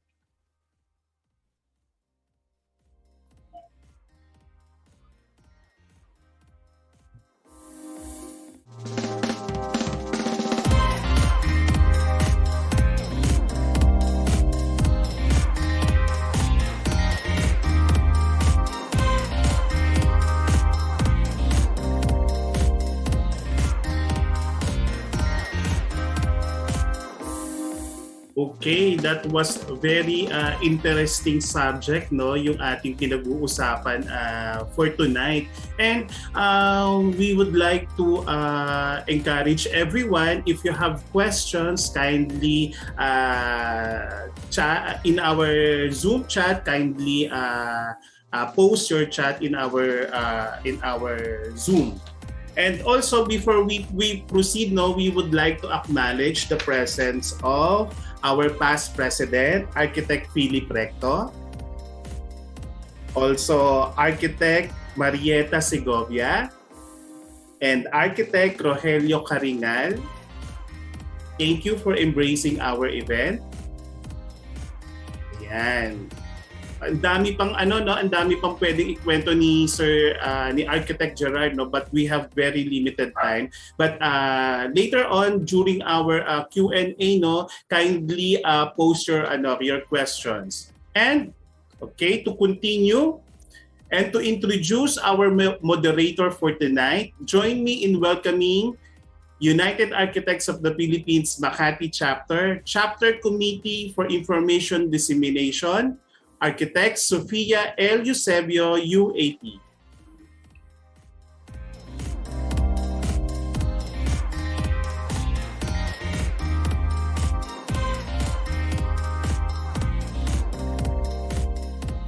Good evening, architects. It is my greatest honor to introduce to you our guest moderator for tonight. He is a two-time Haligi ng Dangal awardee for architecture from National Commission in Culture and the Arts in 2017 and 2021. Our guest moderator graduated with a Bachelor of Science in Architecture from University of Santo Tomas in 1986. He acquired 3 master's degrees, including Masters in Architecture and Masters in Urban Planning from University of Michigan, USA, and also concentration in Classical Architecture and Urban Design from the University of Notre Dame in Indiana, USA. Currently, he teaches architecture at University of Santo Tomas, the National University and Polytechnic University of the Philippines. He is also a green architect, being the founding member of the Philippine Green Building Council. He is one of the pillars and managing partner of Archeon Architects, a 54-person firm in the city of Makati with projects in numerous countries such as the Philippines, Hong Kong, Singapore, Vietnam, Papua New Guinea, East Timor, UAE, Guam, USA, and Spain. Archeon Architects applies the principles of green architecture in their projects and have been published in local and international magazines. Ladies and gentlemen, colleagues, please join me in welcoming one of the elevated architects of UAP Makati chapter to UAP College of Fellows, Architect Daniel A. Tichaupo.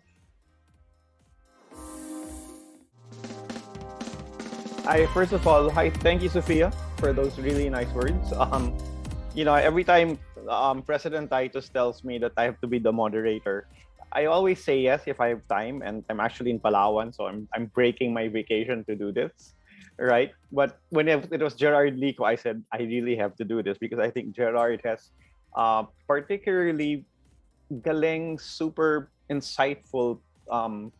In other words, he plays a particularly important role, not just as a practicing architect, but actually as an architectural historian, right?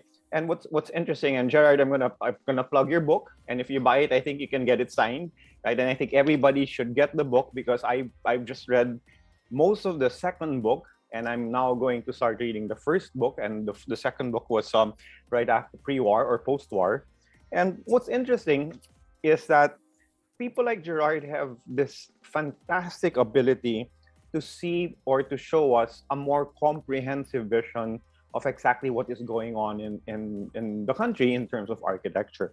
And so what happens is reading his books, listening to his lectures, and this is frankly the second time I've heard this lecture, but I know you had a lot of new slides, which I thought was really galing from the last time, right?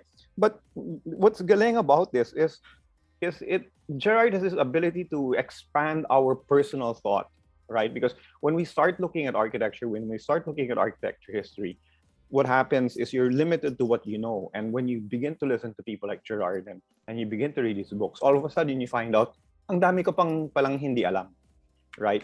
And what's nice about it, it really broadens the idea of where architecture, not only in terms of practice, but where architectural history becomes very important for all of us. So Gerard, thank you very much. I am very happy to be here as your moderator. And I think from the last meeting, I kind of warned you that I will have some kind of tough questions prepared, and I actually have them. Okay, so my first question is this: if you do look throughout history, right, and you look at all the important buildings that we see, you're very much correct that it is the product of power, right?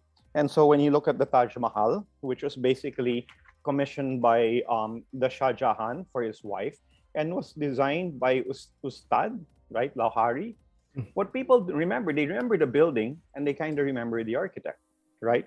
If you look at the Duomo in Milan, which started from Di Cambio, then went to Brunelleschi, and then finally finished by Emilio de Fornes for the decoration outside, you'll remember basically Brunelleschi and the church itself, right?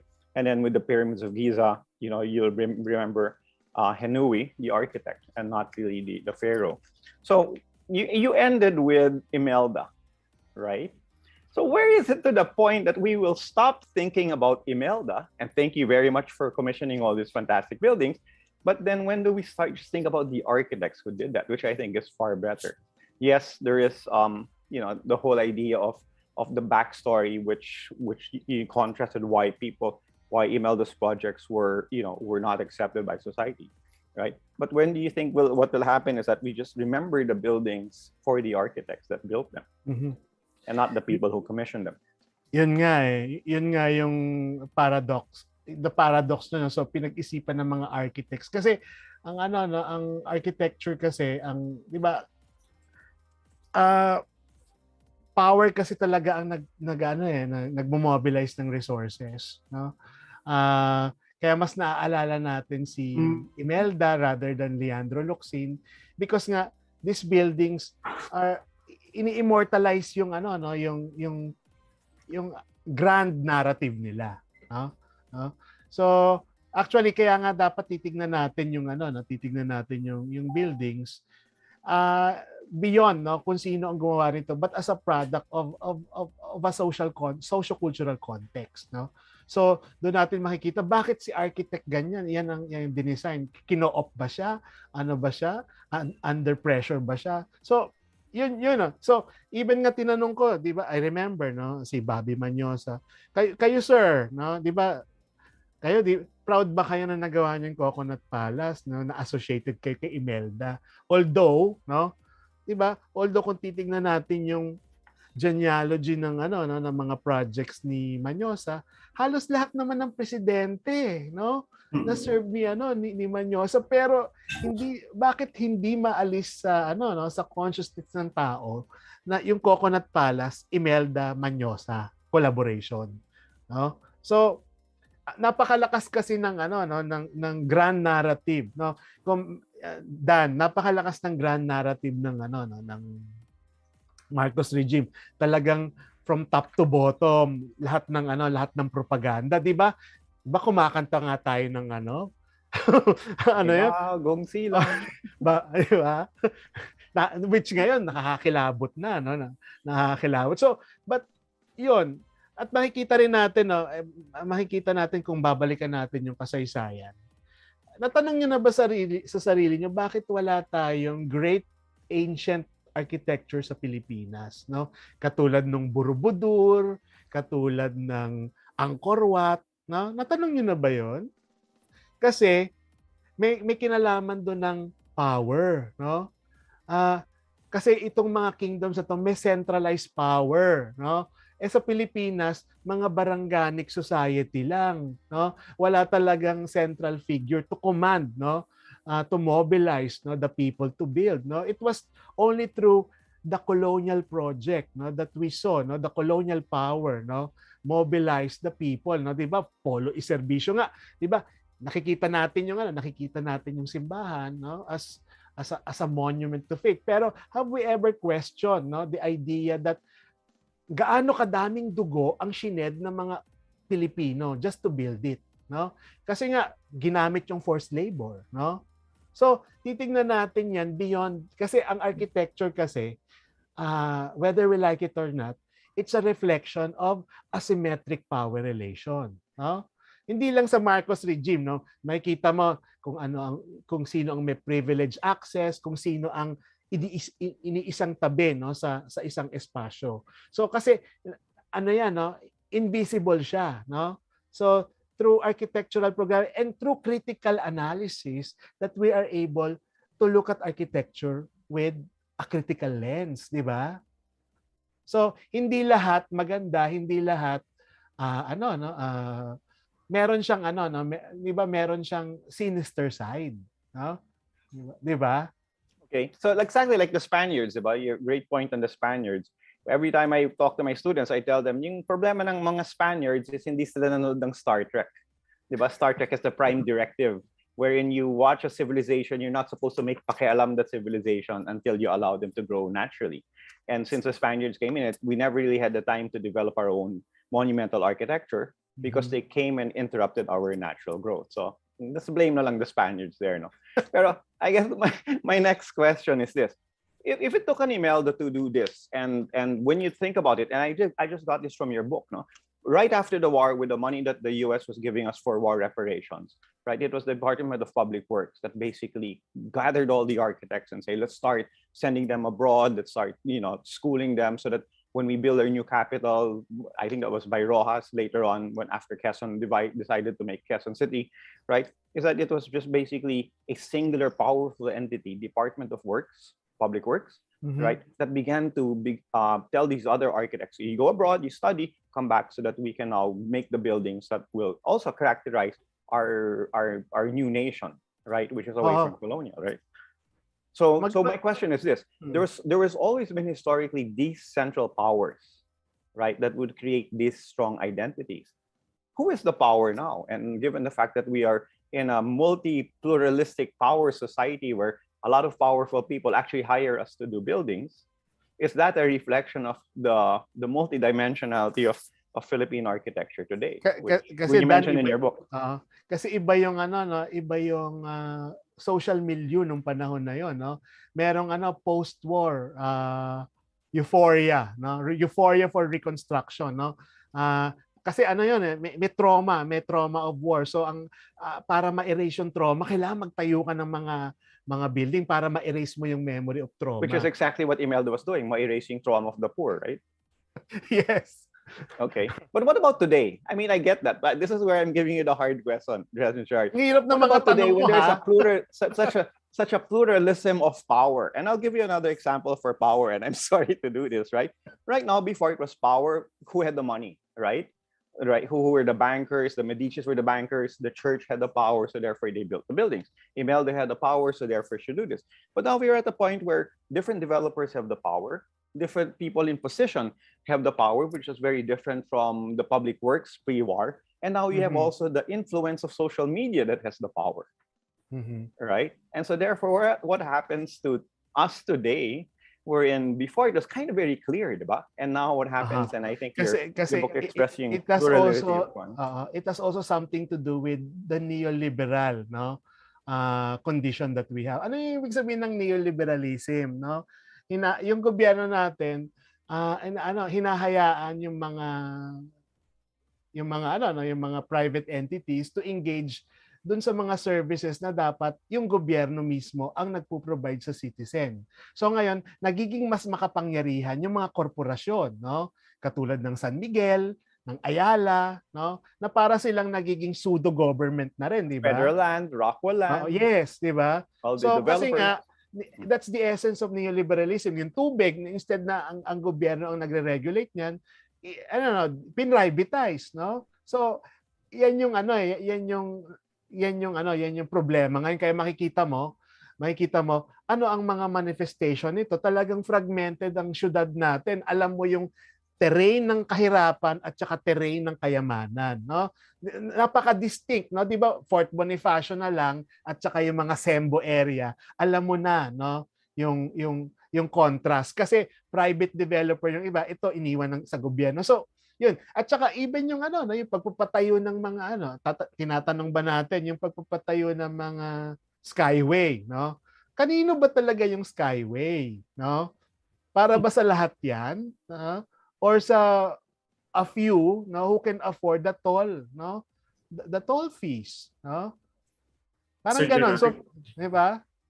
Yes, Sir Gerard, during the Marcosian period, no, it seems there was a prolific patronage of Filipino architects, and very evident talaga na nag-flourish yung mga well-known Filipino architects at talagang nakilala talaga sila. And what can you say yung trends today na hindi masyadong nakikilala yung mga Filipino architects, and then some of the mga big developers, mga government agency, they are hiring foreign consultants. Foreign consultants. And very pinakita talaga ng mga Marcos na Filipino architects can do it in an international playing field. Magandang observation niya, no, na oo nga, no, na hindi na-highlight yung Pilipino in this period in time because nga nasa kamay ng private developer, no, yung the powers with the developer. Oo, 'di ba? Kasi anong gusto nila? Highly marketable yung mga development. So mag-hire ng ng signature architects, no, tapos gagawin ng mga yung mga Filipino counterpart, utusan lang nila, 'di ba? Pero 'di ba?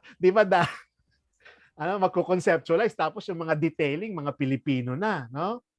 Mga Kasi nga yung kapangyarihan ay nasa corporation na wala na sa central government, no? At saka yan yung ano privatization, 'di ba? Yung 'di ba ang ano ngayon, 'di ba? Ang tema nga ngayon ay ng build ay PPP, 'di ba? Public Private Partnership, no? Na halos wala nang say, no? Yung gobyerno sa architectural direction ng ano, no? Nung isang building, no? Nung isang airport for example, no? Yeah, but then given that, and look at the new airports, which I think are expressive now. The newer airports are expressive of Filipino architecture compared to Terminal 3, as an example. But the airport in Davao, the new ones that are being built in Cebu and everything else is going towards that. But then you're right. It took an email to say, okay, everybody do the Filipino architecture, and then it's right during that time that we were the ones, the Filipino architecture, kaya natin yan, di ba? In fact, pero I believe, no, siguro ang kulang sa gobyerno natin is that, for example, siguro yung kung may Ministry of Culture or NCCA, they should mandate that state-sponsored architecture should hire, no, Filipino architects, no, and with the Filipino character, no, something like that, di ba? Sana may ganun policy, di ba? Hindi na yung kung sino man manalo sa DPWH bidding, they can design whatever they want. Yes, ganun yung ganun yung nangyayari especially pag design and build, anything goes. Kaya ang papangit ng mga building. I kind of agree. I agree. And because of that, Sir Gerard, pinakita talaga na there is a political power, no, in doon sa Marcos regime, na pinakita nila na if there's a will, no, kayang gawin, no, regardless kung mangutang, may mamatay, di ba, just to express what is political power means. So yun talaga, what Imelda wants, Imelda gets, no? So yung gano'n. Pero I'm not naman no. Na ano nga ako I remember, no, I actually met Imelda, no. Hindi niya alam na ako yon na nagsulat, no. Sabi niya, who is this person na sinabi may edifice complex daw ako, no? Hindi ko masabing ako yon. Tapos binigay niya yung book ko. Ito yung edifice complex. Tungkol saan ito? No? I have a picture of that. Tungkol saan ito? Binola ko na lang yung lola mo.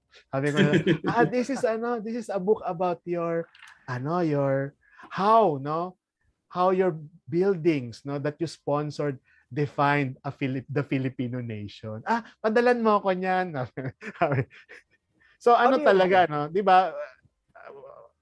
Kasi think about it, no? After EDSA, no? Meron bang isang presidente, no, na nag-create ng iconic building, no? Meron ba kayo na-remember? Yeah, because di ba Bobby Muñoz in the Centennial Tower during Ramos tried that, di ba? In terms of that. But then what happened was because of one of the what happened after EDSA is the money had to go to the people first. Mm-hmm. Right? They'll say, why are you building this? Kasi kawawa naman all the other people who need it more. At saka nung iba yung political climate nung yung post EDSA, kasi parang parang lahat ng mga associated sa Marcos regime kinakalimutan, no? May amnesia naman, no? I think, Sir Gerard, forced amnesia. Kaya walang masyadong significant architecture building after the Marcos, simply because we are paying debts. And then we divert our attentions by ito muna yung priority ng mga government rather than creating monumental structures. What do you think, sir? Tama naman, no, kasi nga we are paying debts, no. So wala sa priority, no. Even Cory period, wala sa priority yung kultura, no? Because kultura for the regime immediately after kasi associated kay Imelda, it's frivolous, no? Whimsical lang yan. Hindi siya essential. Kaya up to now, yung kultura even in parang wala sa priority. Kultura at architecture at saka art in general, wala sa priority ng ng kung sino mang namumuno sa ating bansa. Jared, I have another question. And sorry, kasi you're a historian, but then this time, the problem with historians is sometimes they're asked to become manghuhula and kind of crystal ball, right? Mhm. So I'll go back to my original question, and I think a lot of people can con. Right now, if you go to Facebook, you'll see a lot of younger architects showing their projects, right? And getting the influence and getting the likes and everything else in Instagram and Facebook and everything else.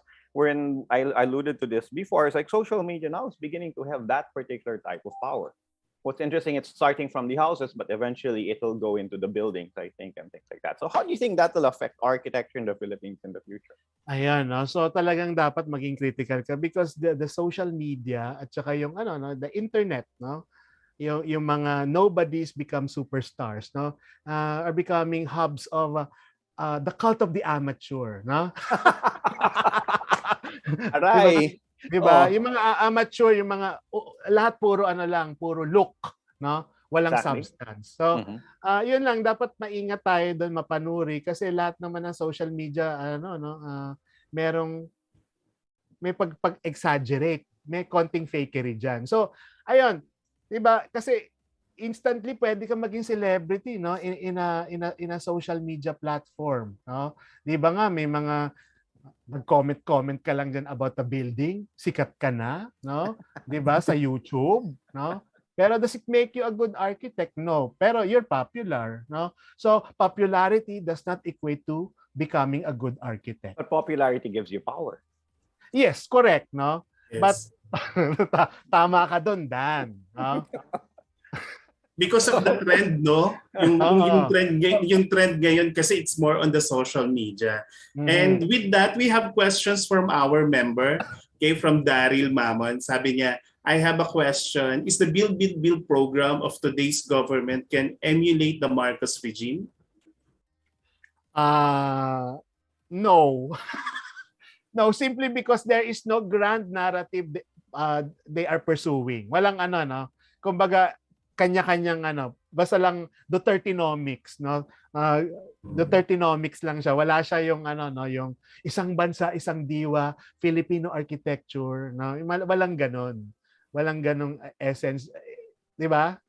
Pero yung mga airports, I believe, no, they have a Filipino character, no? And that's where I agree. But then that was on the architects who were doing those buildings, right? Who decided to go with that direction. And yung problema is with social media again, then they'll see what is totally inappropriate for the Philippines, which is stylistically stolen from other places, right? And so that is the one that becomes kind of prevailing in terms of architecture. Kasi nakikita ko nga ngayon, Dan, no, yung sa mga estudyante, even sa mga estudyante ko, no, they just look at this parang it's a series of picture, parang it's a site na anong tawag doon? Anong tawag sa platform na yun? Maraming pictures na similar. Yeah, what's that with all the pictures, right? Lito, you're younger. Pinterest, no? Right. Doon na lang titingin. Lito, dapat alam mo yan, you're younger. Hindi na nga uso tumitingin sa magazine, no? Pinterest na lang yung magiging basis ng design. So tapos 'di ba, kuha dito, kuha doon, combine without actually understanding, no, yung essence, yung fundamentals ng mga design trajectories na yon. So that's the the power of social media. So kaya kailangan careful tayo, no, kung ano yung pinaniniwalaan natin kasi it could be false, no? 'Di ba? It could be fake news, no? Gerard, you mentioned kanina parang may nakita nga akong architect nagpo-post lang siya sa isang building, no? Tapos babatiin, hindi niya i-deny, no, o i-confirm kung gawa niya talaga 'yon. So medyo vague siya. So feeling ng mga tao gawa niya. So may mga ganun ding architects na magpo-post sa bagong feeling ng mga audience gawa niya. And actually napadaan lang naman siya doon. So Sir Gerard, but can you say since we're talking about architecture as a power, no, as a tool, no, I think one of the manifestations, no, is si Isko Moreno, So, since he's running for higher office, what he did he developed the Manila, and there are sorts of projects. He pinatayo mga pabahay, pinaayos ang Arroceros Park, pinaganda ang Manila Zoo. I think what can you say about that? Kasi di ba, architecture is the most concrete. It bombards your everyday existence whether you like it or not, whether you reject it, makikita mo siya di ba? So, ano talaga, napaka-powerful. So, mas magi-invest sa nakikita. I remember nga one time when I was university architect, ay nako, bakit ba natin paggagawa yung mga electrical na mga lumang building na yan? Magtayo na lang tayo. Mas nakikita pa ng public. No? So, yun. Yung ganun yung kasi it's instant instant recall, no? 'Di ba? Kanina nga nasa City Hall ako doon sa clock tower nakita ko ang galing, no? Napagawa niya yung clock tower into into a museum cafe, no? So, mas siya, no? Bakit kasi hindi yung building kasi it's most tangible, no? It's the most tangible of all arts. Napansin nyo ba, of all arts, yung architecture, ini-embrace niya lahat ng discipline. So, napaka-powerful niya, no? Hindi lang natin nare-realize. So pwede tayo mag-manipulate ng tao through our building. So given that, and this is another question. So when you talked about Imelda and her work, there's a singularity, right? It's identifiable, it's singular. When you talk about the work that was done by the public works before martial law, it was also, there's a singular direction, everything else.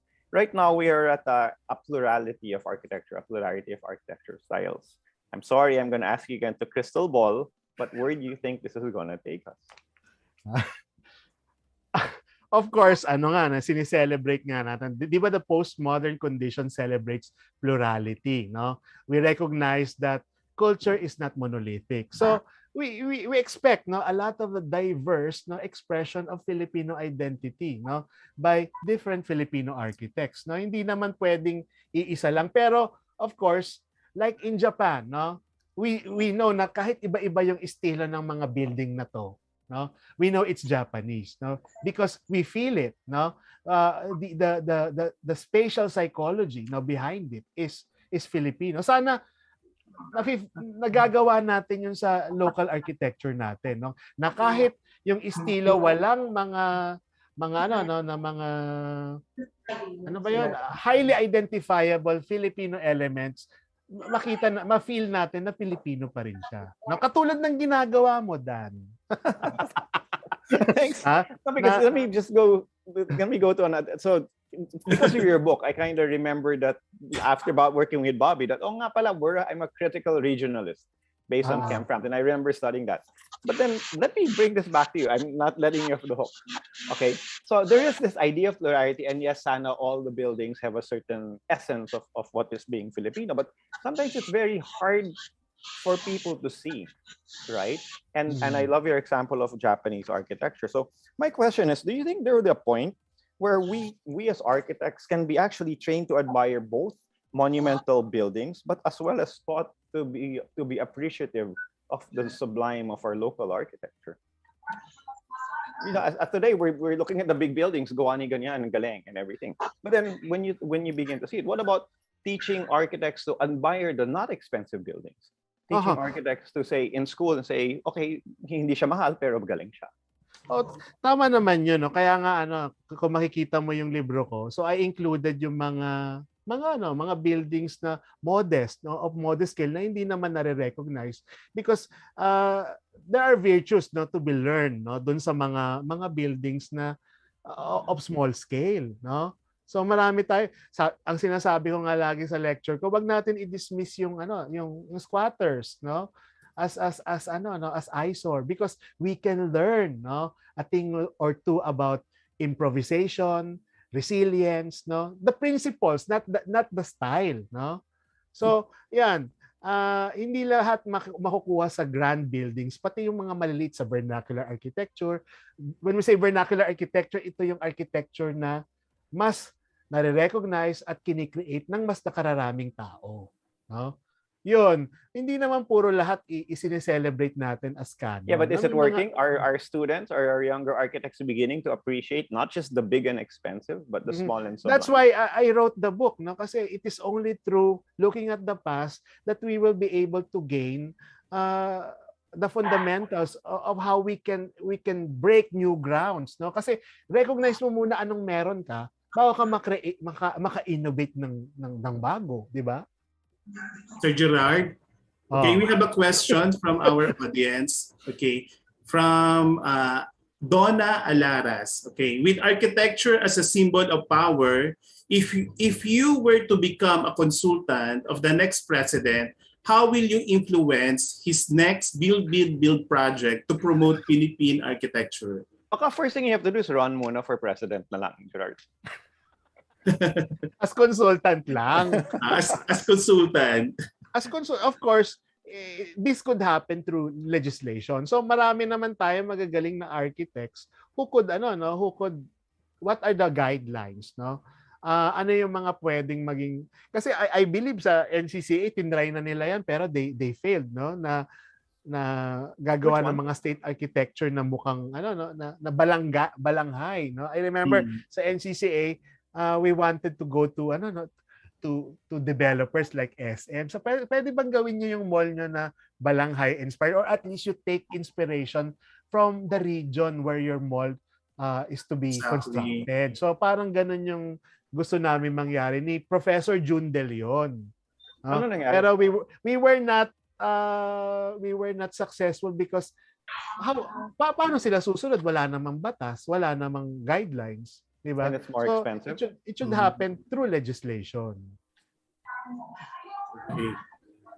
Okay. But then again, also that's a great point. But going to power, do you see how the powerful, the mall owners, the developers are beginning to progress towards a more or less selfish and less economic-driven architecture? Ay, hindi naman. Lahat naman kasi business di ba? Okay. Okay, but I'll make you contra there. Huh? One of the things that's the nice thing, if you remember, SM Mega Mall, that was a desert from EDSA to Mega Mall. It was a desert of parking. Now they've added already the landscaping, right? They've added already even North EDSA. Now they're adding the sculptures and they're beginning to incorporate art, right? But pero parang sila lang. So si SM kasi bago yung philosophy niya talagang an inclusive city kasi nga pati art, no? Pati art, pati mga events, no? Yun, parang nire-rebrand nila yung yung mga, 'di ba, usually di ba shoebox architecture yung mga SM. Ngayon may mga sila, Sky Garden, 'di ba? Okay. Para maging parang may token to local culture. No? So parang sa Baguio, 'di ba? So there's hope for us pa. Meron naman. Okay. Which is what I wanted to ask. Right? Okay. Sir Dan and Sir Gerard, I think we don't have much time. Continue pa kami. Magkakaroon pa ng susunod pa. Okay. Wait, sorry. My last word? plug. Can I have one more plug? Sure. Okay. I'm sorry I keep on saying this. You guys should buy Gerard's book. Okay? And I'll tell you now, don't expect to read it in one setting. It's the kind of book that you can pick up. You read a chapter, you rest, you pick up and you read another chapter. But by the time you finish the whole book, and again, I'm only at volume 2. I'm going to go back to volume 1. You guys, you learn so much, right? And again, thank you for doing this for the profession and doing this for the country. Thank you, Dan. Congratulations as well for your congratulations, Sir Dan. Thank you, guys. Okay. Sir Gerard, any last words? Ayun lang, as architects, we should we should equip ourselves with a critical lens. We don't accept things as they come. We should decipher the asymmetric power relation hidden in the buildings that we encounter. It is through this recognition that we are able to empower the people. And architecture must be an agent of liberation. That's it. Thank you. Okay, thank you, Sir Dan. Thank you, Sir Gerard. That's very powerful message coming from you. Okay.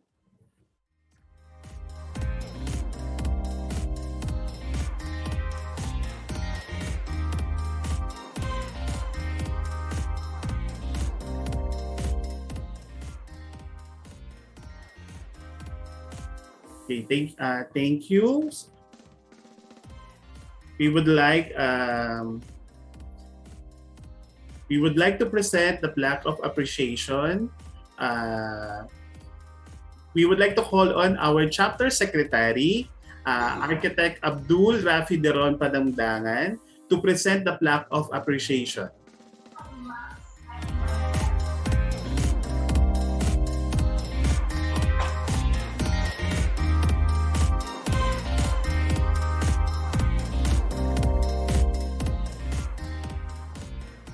United Architects of the Philippines Makati Chapter presents this plaque of appreciation to Architect Gerard A. Lico, PhD, UAP, Principal Architect of Architect Lico Consulting Services and Corporation, for being our guest speaker for our February 2022 General Membership Meeting with the theme Global Competitiveness, Architecture of Power in the Modern Era.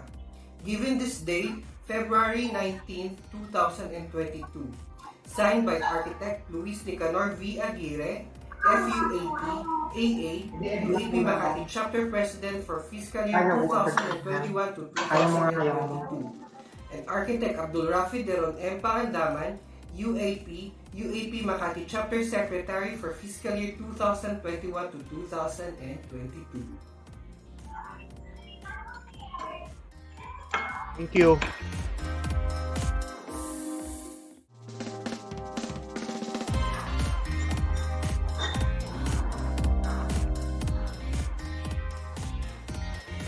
United Architects of the Philippines Makati Chapter presents this plaque of appreciation to Architect Daniel Vicente A. Lichalco, UAP, Managing Partner of Archeon Architects, for being the moderator for the February 2022 General Membership Meeting with the theme Global Competitiveness, Architecture of the Modern Era, given this day, 19th of February 2022.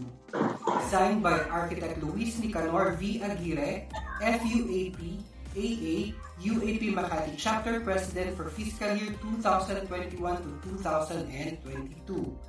And Architect Abdul Rafi Deron M. Pangandaman, UAP, UAP Makati Chapter Secretary for Fiscal Year 2021 to 2022. Thank you, everybody.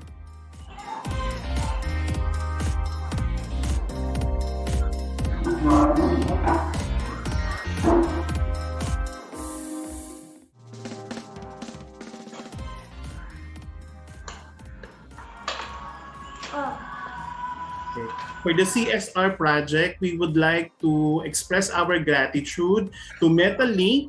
No, they pledge 100 sheets of roofing materials, and we help the community of Father Renel Cabag of Tabor Hill in San Jose, Cebu City. So the picture you've seen is dinala na namin sila sa container yard dito sa Pier 8. So pinadala natin itong mga roofing materials for the Typhoon Odette. Ayan. Thank you, Metalink. So hopefully our sponsors could help us to help us para dun sa mga CSR projects natin. Thank you.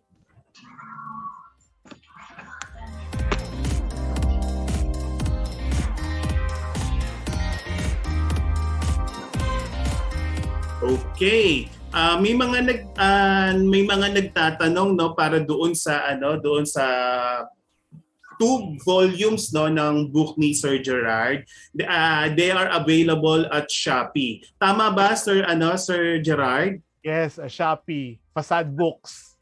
Ayan, Facade Books. So just i-browse nyo lang, and then you can easily find yung mga books available na ipinakita kanina. No? And we will also at the end of the program makikita nyo uli yung yung 2 volume ng book ni Sir Gerard, available at Shopee.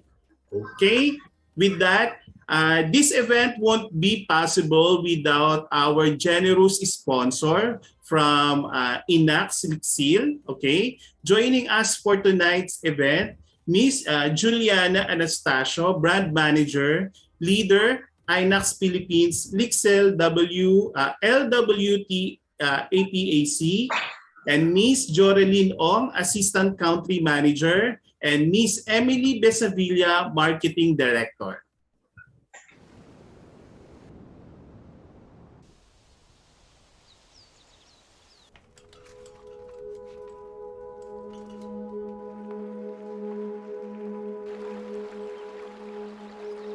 We all live passionately to the fullest.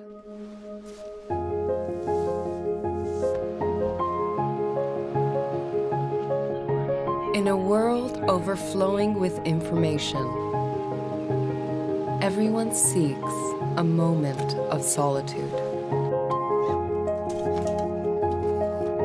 Deliberately disconnecting to reconnect with ourselves. Our passion drives us on, but the cool keeps us composed. Quietly, we switch off to nurture our strength. Re-energize, we switch back on.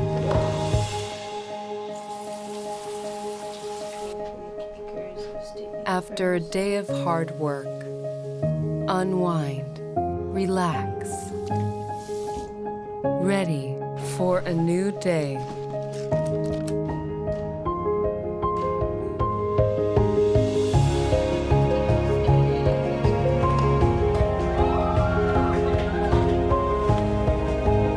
Embodying Japan's rituals of water, Inax will be by your side to transform everyday life.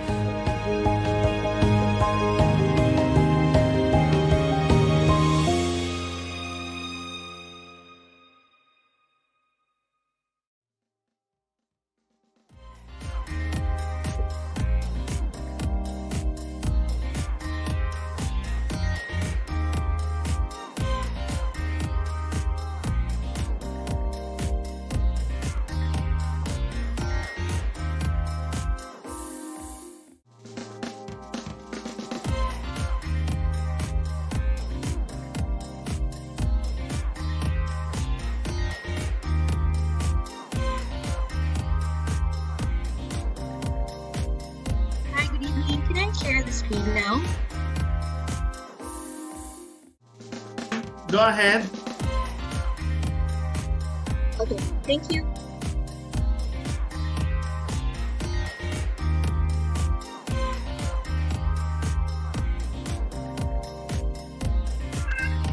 Good evening, everyone. This is Juliana Anastasio. I'm from Inax Philippines. First of all, thank you very much for giving us this opportunity to present to you Inax. I know, I think most of us are not yet very familiar with the brand. So thank you for this opportunity to, orient you with what Inax is and what we pride ourselves about. So Inax, we pride ourselves with being the original innovator. We are a Japanese company. We pioneer technologies for sanitary ware and tiles as well. Next, please. First off, I would just like to breeze you through the heritage of the brand. We have a very rich heritage for Inax. Next, please. All right, so we are actually known as the pioneers for Spallet. So Spallet nowadays is actually a term that we use for shower toilets or automatic toilets. So unknown to a lot of people, it's actually Inax who first commercialized the Spallets or shower toilets or intelligent toilets like what we know nowadays. We do not claim that we are the world's first because it's actually the Western countries who innovated shower toilets previously, but they use this for medical devices for those with constraints in their abilities, etc. But it was Inax, the Japanese brand, who first commercialized and thought that consumers, regular consumers, might benefit from this as well. So with Inax, we first launched the first made in Japan palette around 1967. And what we have now is the Satis G, which you can see on the right side. So that's the image of the Satis G that we have today.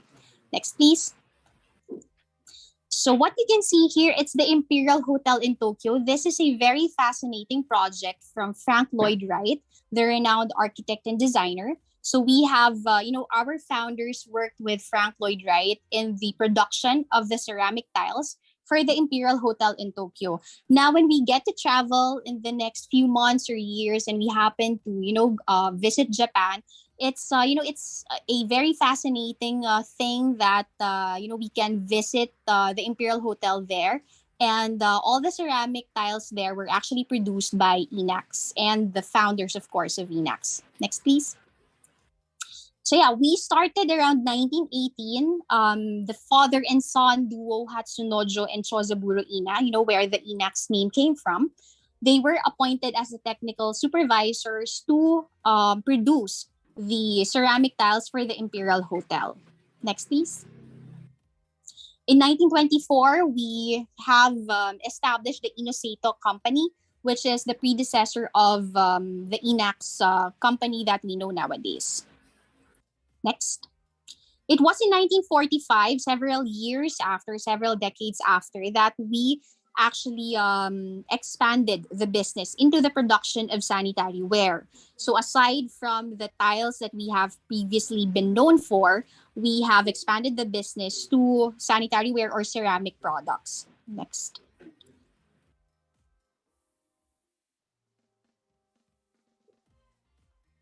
All right. In 1967, we launched Japan's first spalet or shower toilet with warm water shower spray and dryer function. So imagine it has been several years ago that Japan already has this product. And now in the Philippines, we are still, starting to use and, familiarize ourselves with automatic toilets.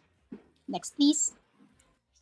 And then several years after, we realized that, not all consumers are ready to replace their fixtures at home. So we have introduced the first shower toilet or spalet seat of Inax. It's the Sanitarina F1, where this is actually just a spalet seat, an automatic spalet seat that you can just easily install into a regular water closet or toilet. Next, please. And it was about around 1990 when we launched the world's first self-powered automatic faucet with the Automage technology. So we use the flow of the water to generate power on its own. So aside from being water saving, we can also cut the energy consumption by around 30%. Next, please. 1994, we launched Kilamic. It's an antimicrobial technology highly resistant to scratches and stains. Hyperkilamic is a technology wherein we use silver as a component of the glaze because silver has antimicrobial properties. So up until now, we use hyperkilamic in all of our ceramic products. Next, please. 1998, we realized that, of course, since we have been innovating a lot of technologies for our ceramic sanitary wares, we've decided, why not put the technologies into the tiles? Because tiles where we actually have been known for a couple of years already. So we launched Eco Carat. These are functional interior ceramic tiles, which has a lot of benefits and features, such as it controls humidity and odor. And because of this, we are the winner of the Good Design Long Life Design Award. Next, please. In 2001, we launched the world's most compact tankless shower toilet or spalet, which we call the Satis. It's also a winner of the Good Design Gold Award. Next, please. In 2016, this is very interesting because this is a breakthrough technology of Inax. Aquaceramic is a technology wherein our glaze is super hydrophilic. So, which means that with just the power of water alone, the stains are lifted up and completely washed away. Next, please. Now, to give you some of the project references, most of these are actually in Japan first, but we're slowly, getting known outside of Japan. So, first of the project references that we have is the Royal Park Hotel Tokyo in Haneda. Next, in Osaka Marriott Miyako Hotel, Toba Betei Hotel in Japan, Japanese Garden in Portland, Exchange 106 Tower in Malaysia, the Phoenix House in China, Sea and Paradise Hotel of Han Dynasty in China, Park Botania in Singapore, in Okada, Manila, Philippines, the first iconic project that we have for Inax here in the Philippines.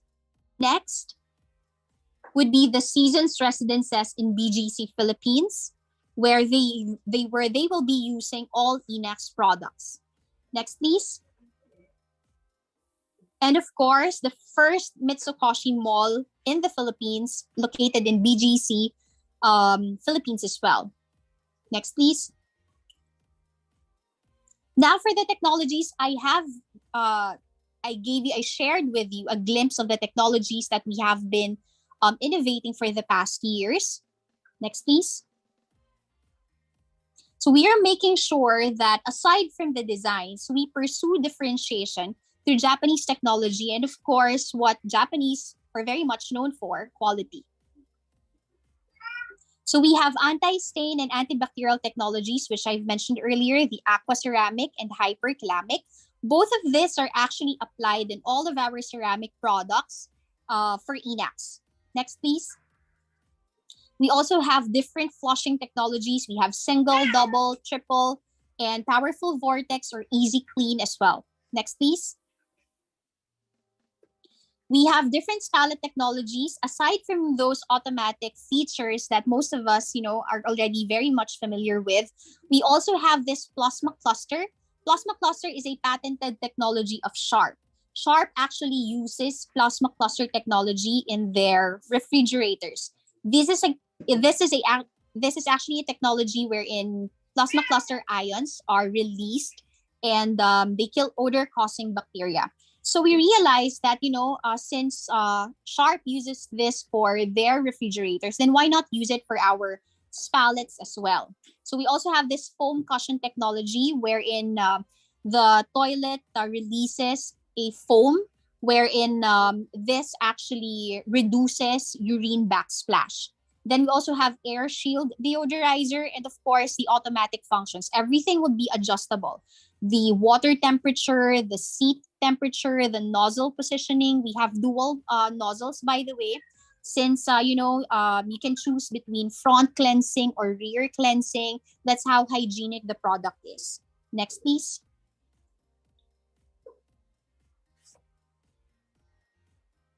Of course, we also have the touchless technologies. We have different integrated sensors for our urinals. As mentioned, we also have automage line sensor, which is very specific on the reading of when we use sensor products such as sensor faucets.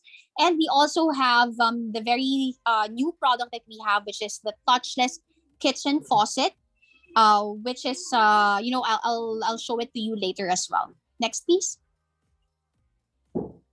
We have different fittings technologies. Of course, we undergo a very strict Japanese manufacturing standard. We also have Eco Handle. This is a water-saving feature. And of course, the Eco Full Shower, wherein you can feel that you are experiencing a full shower, but with lesser water consumption. Next, please. Of course, one thing that we would like also to highlight is the tub technology, which is M Shine, wherein it has an insulation layer. It keeps the water warm for a longer period of time. Next, please. Of course, the design. As you know, we have a global group of designers overseeing the designs of all products or brands under Lixil. So this would mean that, we have a global group for American Standard, for Grohe, and for Enax. Next, please. But specifically for Enax, we have a Japanese group of designers overseeing the design process, making sure that all Japanese design elements are incorporated in all of our Enax products. Next, please. All right, so we have these design elements that you can very much visualize on our products: Tension, Squoval, and Volcano. Next, please. And of course, I will breeze you through the products that we have just to show you the wide array of products under Enax. Next, please. So the newest one that we have is the S600 collection, which looks like this. And it is composed of the following products. Next, please. So we have there the Satis G on the upper left. We have the Seraphine basins. Seraphine is actually a technology wherein we use the material that is very, very thin, but very, very durable. We also have one-piece toilet. We have faucets. We have bathtubs and basins, as well as faucets and showers as well. Next, please. So we have an intelligent control shower system, which is just push and turn. And of course, a freestanding bath and shower mixer where you can use the top of the faucet as a deck for, your toiletries or other necessities. Next, please. So this is the S400 collection. This is the overview of the collection that we have for S400. Under this would be the following products. Next, please. There you go. We have one piece, we have two piece or close coupled. Again, this doesn't look like the regular water closets that we have in the market. We also have manual pallet seat, which, does not warrant the use of electricity. We have showers, faucets, and the basin as well. We also have water closets that are available in its sensor variation. Next, please.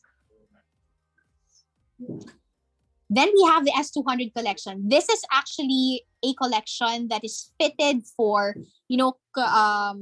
spaces that are quite small. So if you want to maximize the space in your house, this would be the perfect collection. So it maximizes comfort and maximizes space. So we have one piece, we have close coupled as well, and all the other important fixtures and fittings for a bathroom. Next, please. So these are just some of the other products that we have for water closets. Next, please. Now we have one piece, we have close coupled, we have different basins, we have vessel types, we have countertops, etc. As mentioned, we have the pallet. It's the Satis G here. This is much bigger than the Satis S, which I mentioned is the world's most compact. Next, please.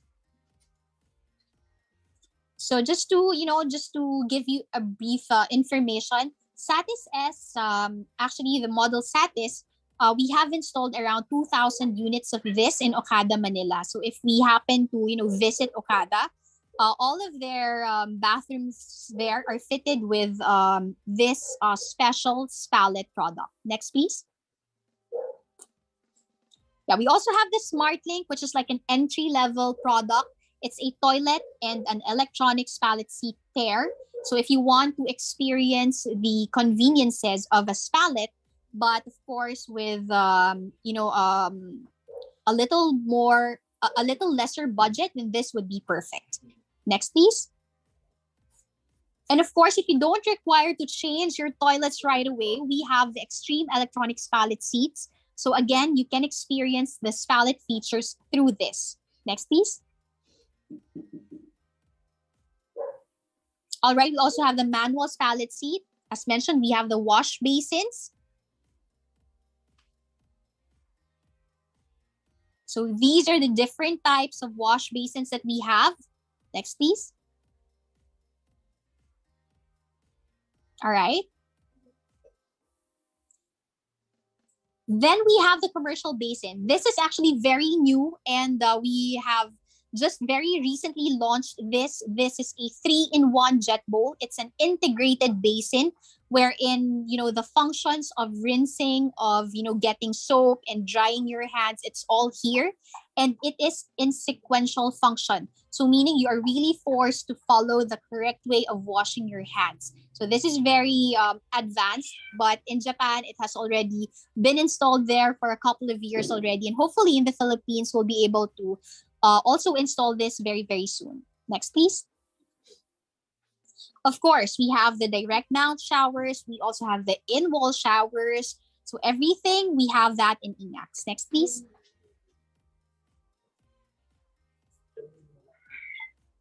All right. We also have different types of faucets. We have the regular ones. We also have the extended ones. Next, please. Of course, as mentioned, we have this touchless kitchen faucet. So this also has a pull-out spout. So if you want to wash, the kitchen sink after a long day, then you can do that as well. But, because of this touchless kitchen faucet, you can use both of your hands in washing all of your produce or, pots, etc. And, this avoids cross-contamination. Next, please. Next, please. All right, so this is a double support sink as well. It has a lot of features and accessories, very, very beneficial for a very busy household. Next, please. Of course, commercial toilets. The commercial toilets we have are wall hung. And we have that in manual versions. And we also have, a version that is in wall. So we have a concealed cistern available as well. Next, please. Urinals. For urinals, we have different options. We have the ones that are manual, and we also have the ones in sensor. Next, please. We also have the commercial faucets here, the self-closing ones, and of course, the sensor faucets with automated technology and line sensor. Next, please. And of course, as mentioned, the bathtubs. We have acrylic ones, we have cast iron, we have whirlpool as well.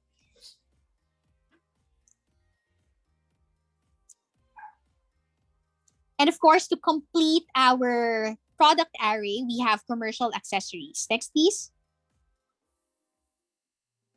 So we have drains, we have different flush valves, and of course, the standard bathroom accessories. You can all find that in INAX. Next, please.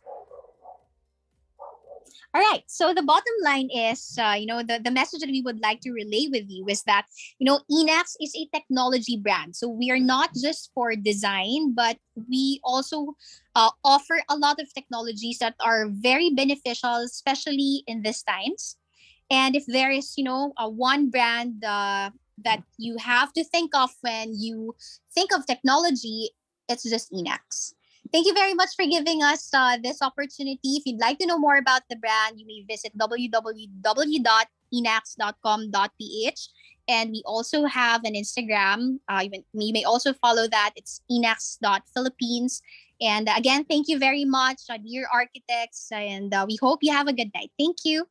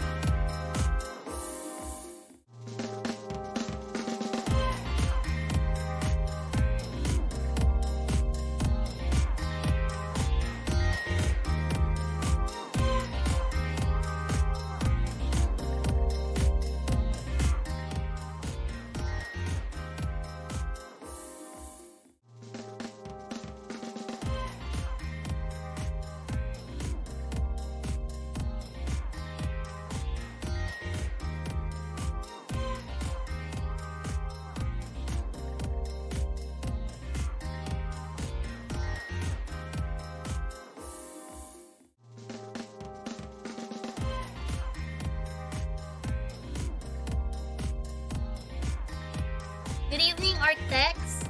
Again, here we are with the most exciting part of the program. Those who are members of the Makati chapter are eligible to join the raffle. So tonight, we would like to thank our generous sponsors for the raffle prizes, Lixil and Boysen. Architect Ray, what are the raffle prizes that they were going to win? Okay, Architect Sophia. So we'll be giving out tonight three pieces hand shower from our sponsor Lixil, and 4 pieces of the hand shower with hose from Lixil also, and 1 air purifier from Boysen. And of course, each winner will receive face mask designed by Herencia Berdang Lumban, also from our generous sponsor, Lixil. So, what are we waiting for? Let's start the raffle. Architect Ray, you may start. Okay, so first we are gonna raffle off the hand showers from our sponsor Lixil. So let's spin the wheel.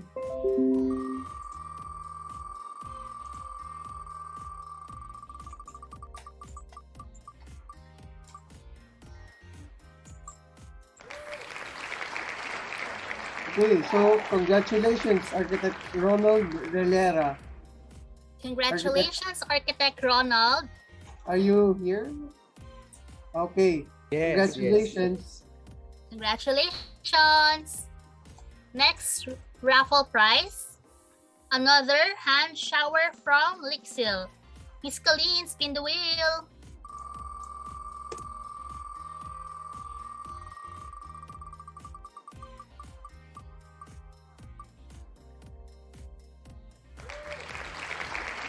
Congratulations, Architect Eliza Montesa. Are you still here? Yes po, I'm still here. Okay. Yes, congratulations, Congratulations. Architect Eliza Montesa. Architect Ray? So we're gonna give away last piece for the hand shower. So Miss Colleen, let's spin the wheel.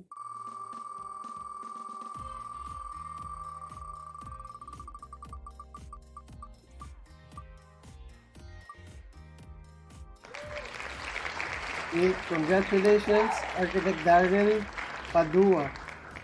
So are you still here? Architect Daryl Padua.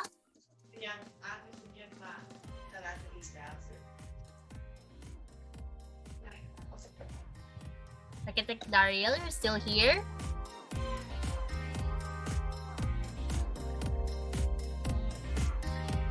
Architect Daryl. Going once. Going twice.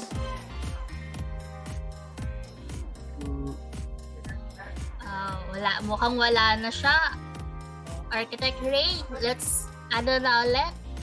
Let's pick another winner. So Miss Colleen, let's spin the wheel.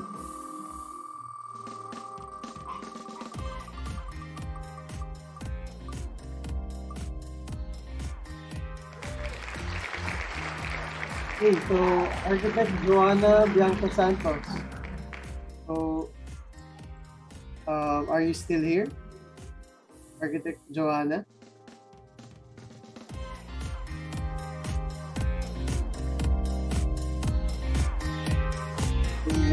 Kindly say present po, or you may chat in the chat box.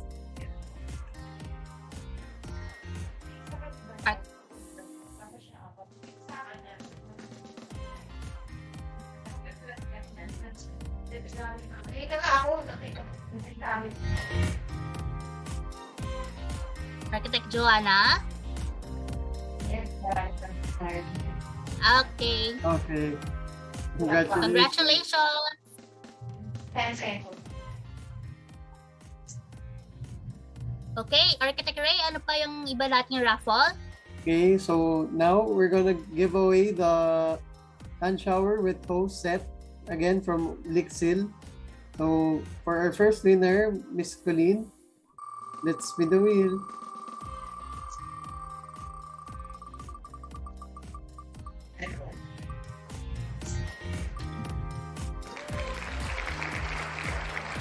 Okay, congratulations, Architect Gringo de la Peña.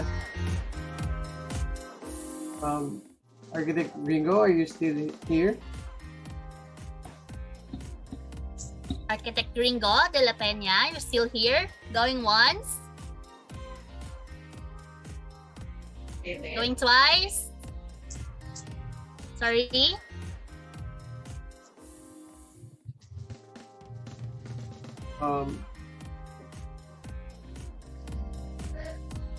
Architect Gringo de la Peña, you're still here po?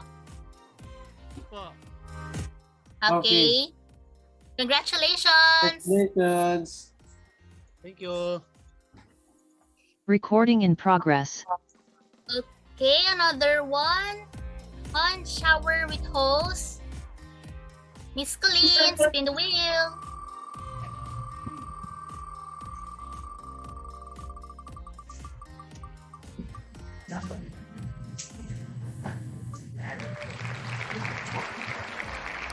Architect Paul Pacheco, congratulations.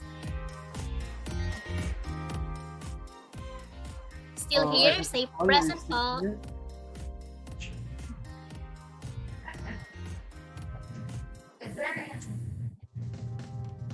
Oh, okay. Okay. So we have to pick another winner We because have to pick another winner. okay, Miss Colleen, let's spin the wheel.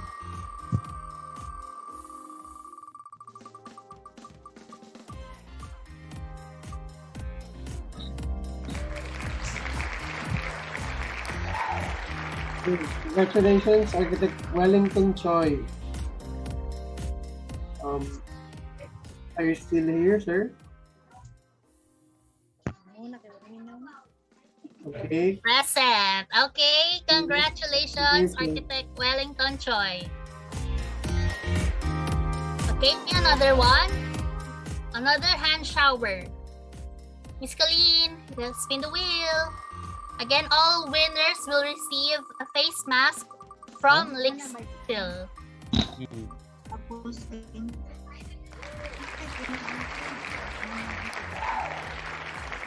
Architect Gian Arcones. Present. Okay, present. Congratulations, Architect. Okay, And for our last prize from Lixil, Architect Ray. Okay, Miss Colleen, let's spin the wheel.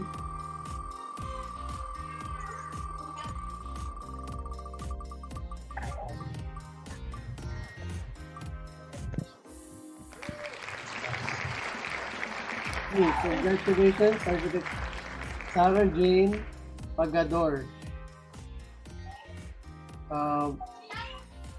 Hello po. Thank you. Okay, Congratulations. congratulations, Architect Sarah. Okay, on to our last raffle item for tonight.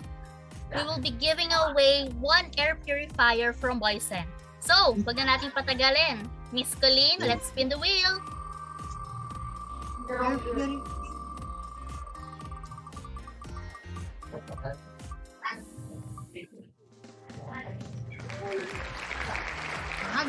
Architect Darlene Ong.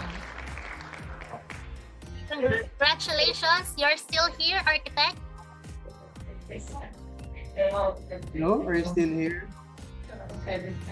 Architect Darlene Soriano Ong. Going once. Oh. Going twice. He's from Lixil. Oh, okay. Okay, from Lixil. So, we have to draw another name. So, Miss Colleen, let's spin the wheel.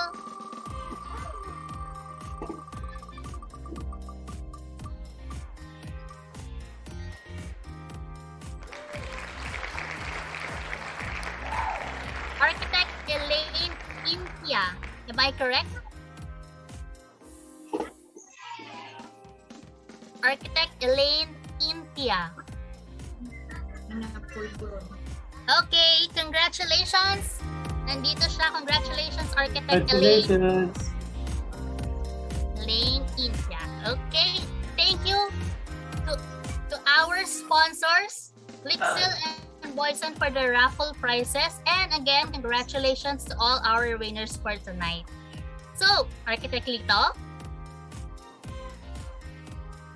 Okay. Thank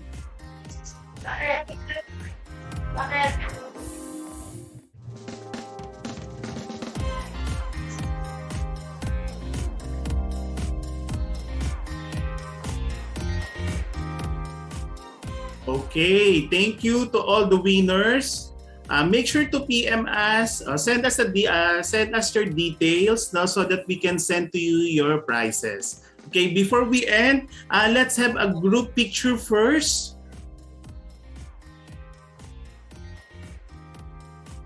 Okay. So make sure to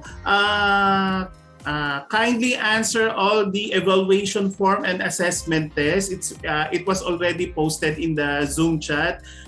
Yan, para makatanggap kayo ng certificate. Okay? So kindly open your video, your camera. Okay, screen 1 muna tayo, guys. Okay? Okay, 1, 2, 3, smile. Okay. Okay na ba tayo? Ano? Sino to? Okay. Screen number 2. Okay, yung best smile. 1, 2, 3, smile. Yan. And then screen number 3. Okay. 1, 2, 3, smile.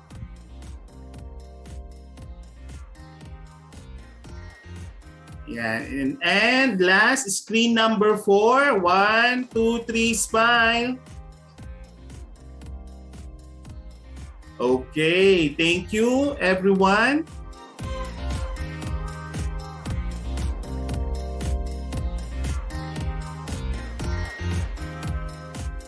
Okay. For the closing remarks, may we call on the architect. Okay.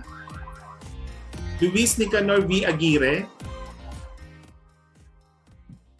Dear friends and colleagues, tonight has been a success and a nice way to be looking brighter ahead.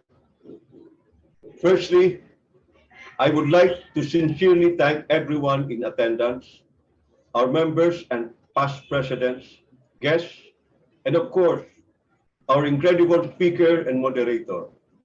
We appreciate you all for gracing this second of our chapter's many events for 2022 and hope we can count on you to support the rest of our undertakings. Tonight, after listening to the presentation and exchange of thoughts, I know many of us now have a renewed sense of hope for the future of our profession.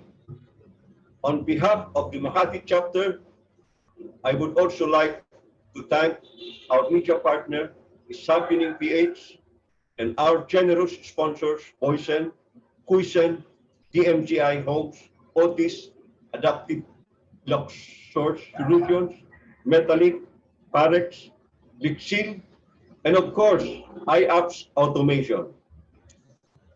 Congratulations to the new board passers. With this, I am officially closing the 5th General Membership Meeting of UAP Makati. Diyos Mabalos. Viva Arkitektura!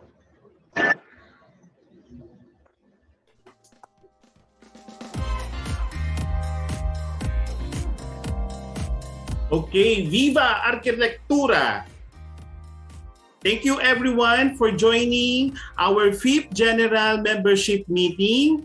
I hope to see you soon for our upcoming activities. This is your host for tonight. I'm Architect Lito. Good night and stay safe, everyone. Bye.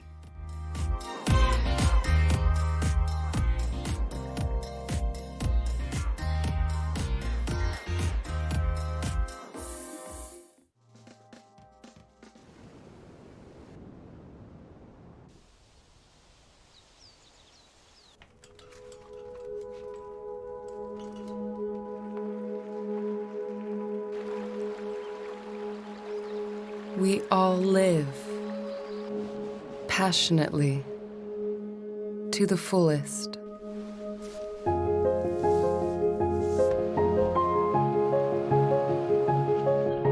In a world overflowing with information, everyone seeks a moment of solitude. Deliberately disconnecting to reconnect with ourselves. Our passion drives us on, but the cool keeps us composed. Quietly, we switch off to nurture our strength. Re-energize, we switch back on.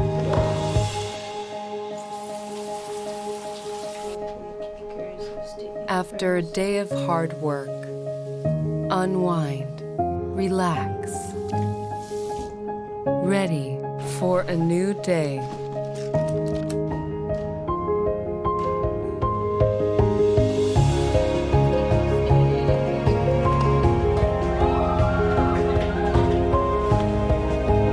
Embodying Japan's rituals of water, Enax will be by your side to transform everyday life.